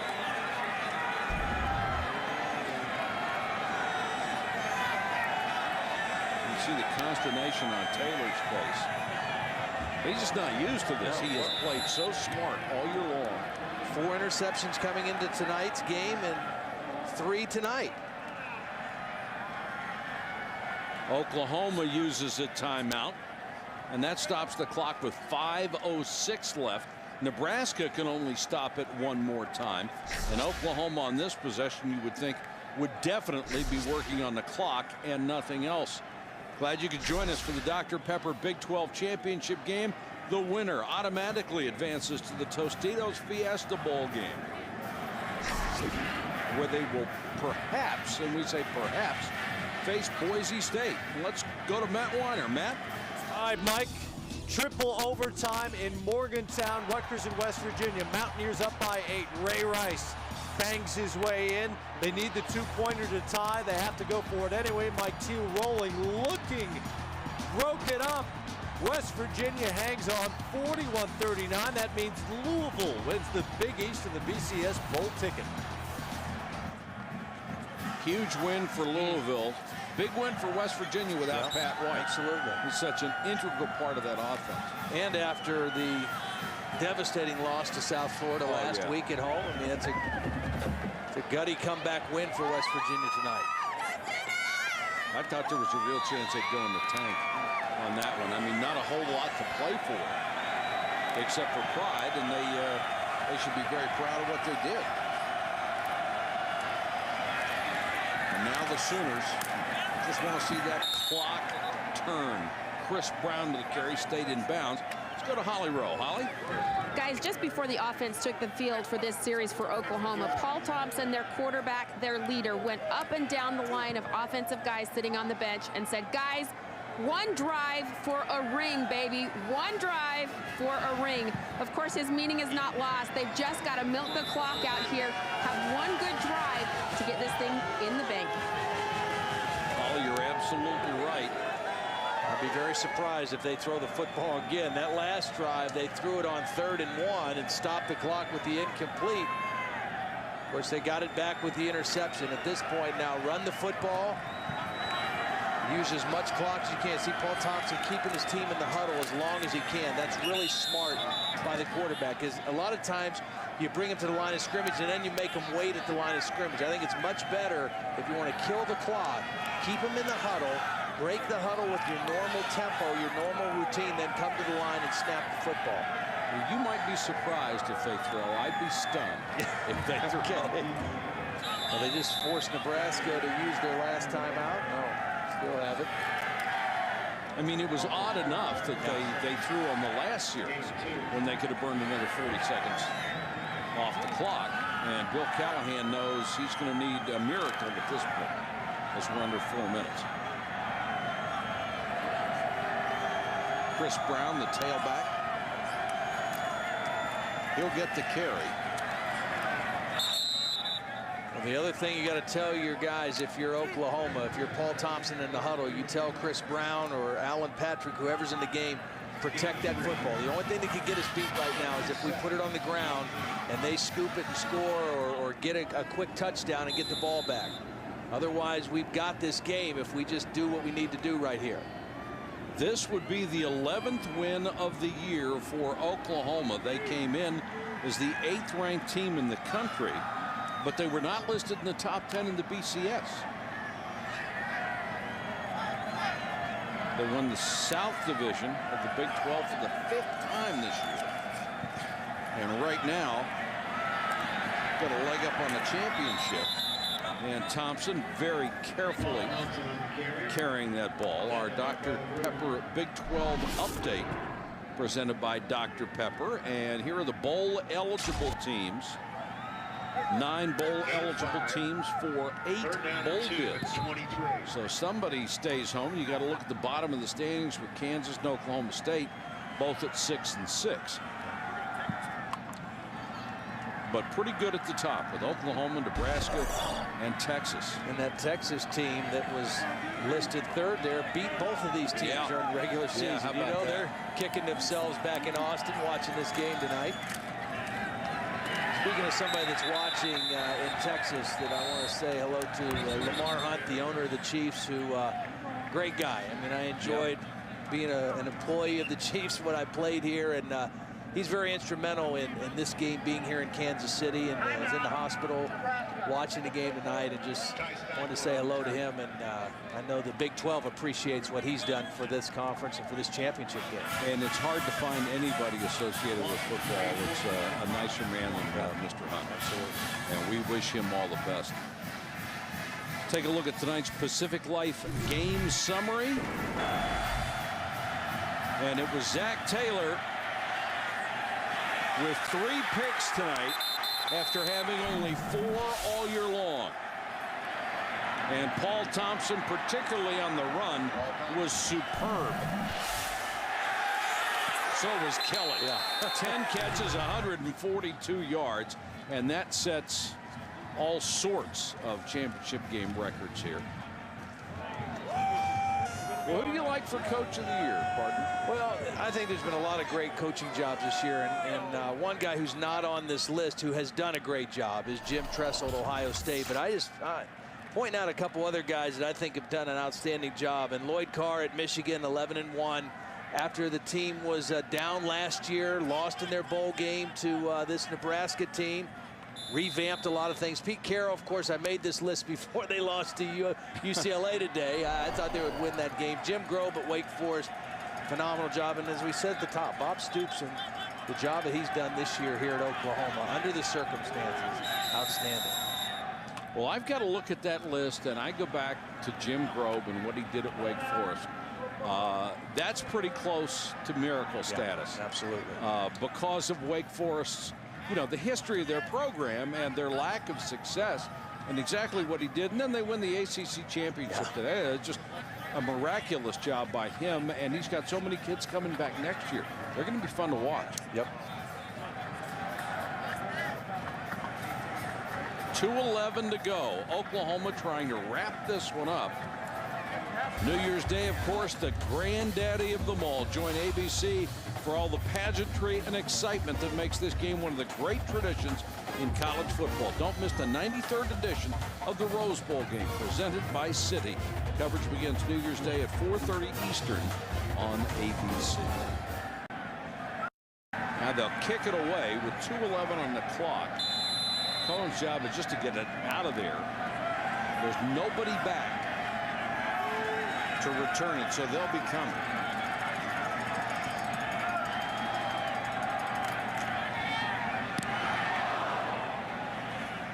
And Cohen did just what he was supposed to be. Kick it, that's all you need to do. 29-yard kick, ball's out of bounds with 2:02 to go.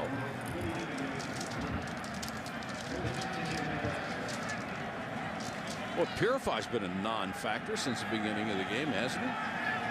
He really has, but he was part of that stat right there. Yeah, the 5 sure turnovers. The very first play of the game, he fumbled after a short catch on the sideline. Made another catch where they tried to rip the ball out, and he gained about 10 yards, and I don't think he's done anything since then. Very, very quiet. Thanks to Bo Garrett and Scott Johnson down in the truck and this brilliant crew. We really appreciate everything they have done for us. Taylor. That one's underneath to Phillips, the tight end. And Latimer went down, and he's hurt.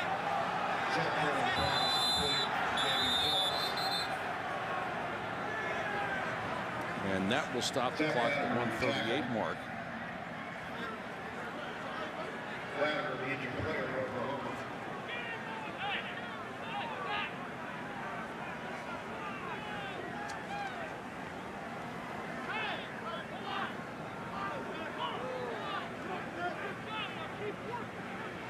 Latimer and Alexander, along with Lofton, very, very good linebacking unit for this team.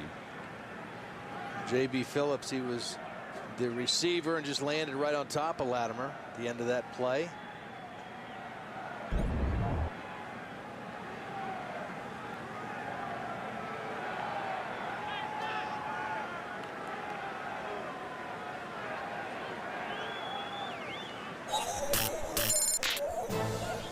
Last time these teams played on a neutral field, the Orange Bowl, 1979, New Year's Day. Nebraska had edged Oklahoma earlier in the year, but this time Billy Sims unstoppable. 134 yards, 2 touchdowns. Oklahoma won at 31-24. Billy Sims was unstoppable just about every time he took the field. About as talented a college football player as you would ever see.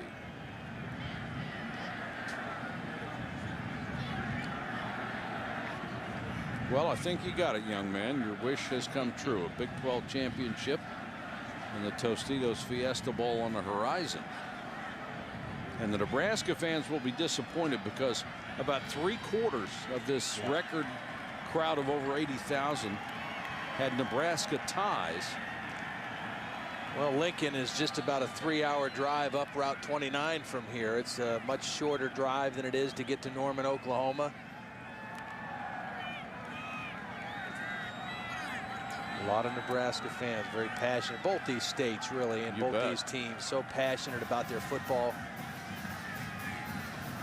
traditions, the history. Latimer, fortunately, looks like he's okay.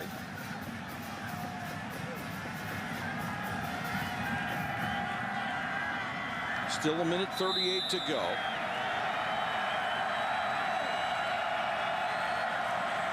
Blitz coming. Taylor under pressure, hit from behind. Is it a loose ball? They're calling it an incomplete pass. That was close. Nick Harris was coming off the corner on a blitz. And the loose ball was picked up by Lofton. He was ready to set sail the other way. That's the second time somebody has gone by Taylor and then come back and gotten him from behind. Well, he steps up in the pocket, but he doesn't always get rid of it as soon as he steps up, and that allows guys to kind of circle the wagons and get to him.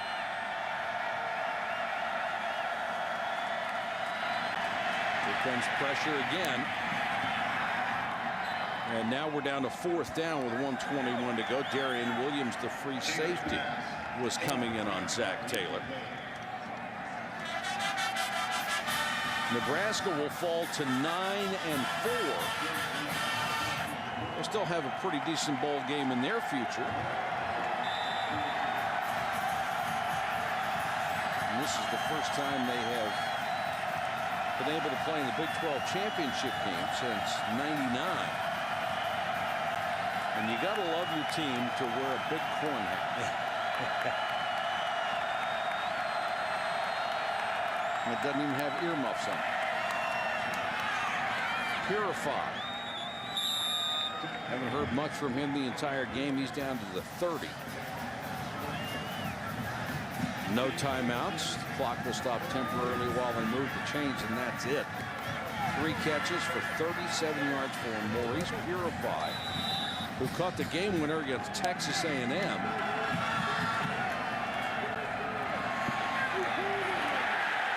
Taylor goes down again, and it's Nick Harris, that nickelback. This kid is quite a talent, and he is a huge corner at 6'3", 225. Well, he's kind of a hybrid in this defense. He's kind of a hybrid safety, corner, outside linebacker. They do a lot of different things with that position because they're in the nickel defense quite a bit, and so they like to bring him on pressure. Taylor again trying to throw the sideline, this time for Swift, and it's short. 3rd and 16. Tonight's Chevrolet players of the game. Thompson, Paul, 265 yards passing, 2 TDs and an interception. And Malcolm Kelly, 142 yards receiving, and those 2 scores.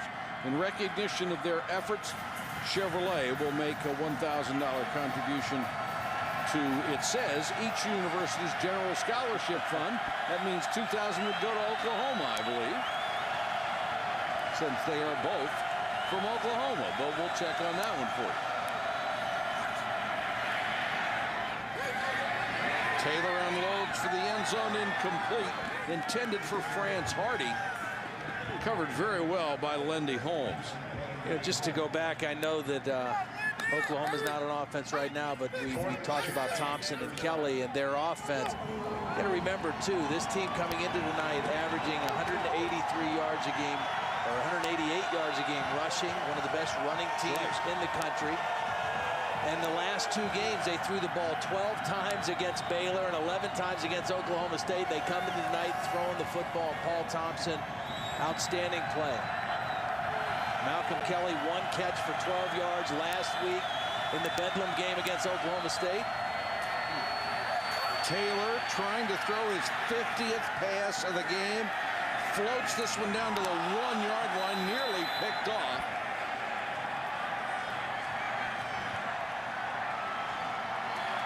Tough night for Zach Taylor, but he has had a brilliant year for Nebraska. And now Oklahoma will take over, and they won't even have to snap the ball. And just think where Oklahoma would be. You go back to that Oregon game and that horrible job that the officials did in that ball game. They win that game. They've only got 1 loss, and they are in the national championship mix. We would be talking tonight about why don't they deserve a shot to go against Ohio State. Absolutely. And Peterson, healing from that injury, he is supposed to be ready to play in what will now be the Tostitos Fiesta Bowl, their bowl game with this win. Let's go down to Holly Rowe. Holly? Coach, first of all, your defense forces 5 turnovers tonight. What was special about them? We really covered well. Really all night. The coverage was excellent. Wish we could have got a little more pressure, but our coverage was great. Kids made some great plays. The defining drive, you're on the half-yard line, but your quarterback, Paul Thompson, cool as ever. How did he do that drive? Well, a 3rd down pickup was great to our true freshman, Jermaine Gresham was big, and the rest of the drive, Paul was excellent. Hats off to him. Boy, what a great character guy, and it's fun for him. I'm excited for him. With the adversity your team faced this season, what does a Big 12 championship mean? It's special. We feel fortunate, believe me, working with a great group of young guys that are just fabulous. They're just their attitude every day, and I got great assistant coaches who really deserve the credit. So it's been fun. It's been a fun group to coach. All right. Well, fun ends in a championship this time. Mike? All right, Holly, thanks very much. And Todd, that 99-yard drive, that was the series of the game. The final score, Oklahoma beats Nebraska here in Kansas City, 21-7. Don't forget, Capital One Bowl Week begins later this month on ESPN and ABC. 14 games over 7 days, culminating on New Year's Day with the Rose Bowl presented by Citi. For Holly Rowe and Todd Blackledge and our entire ESPN and ABC crew, thanks for watching ESPN on ABC. This has been a special presentation of ESPN on ABC.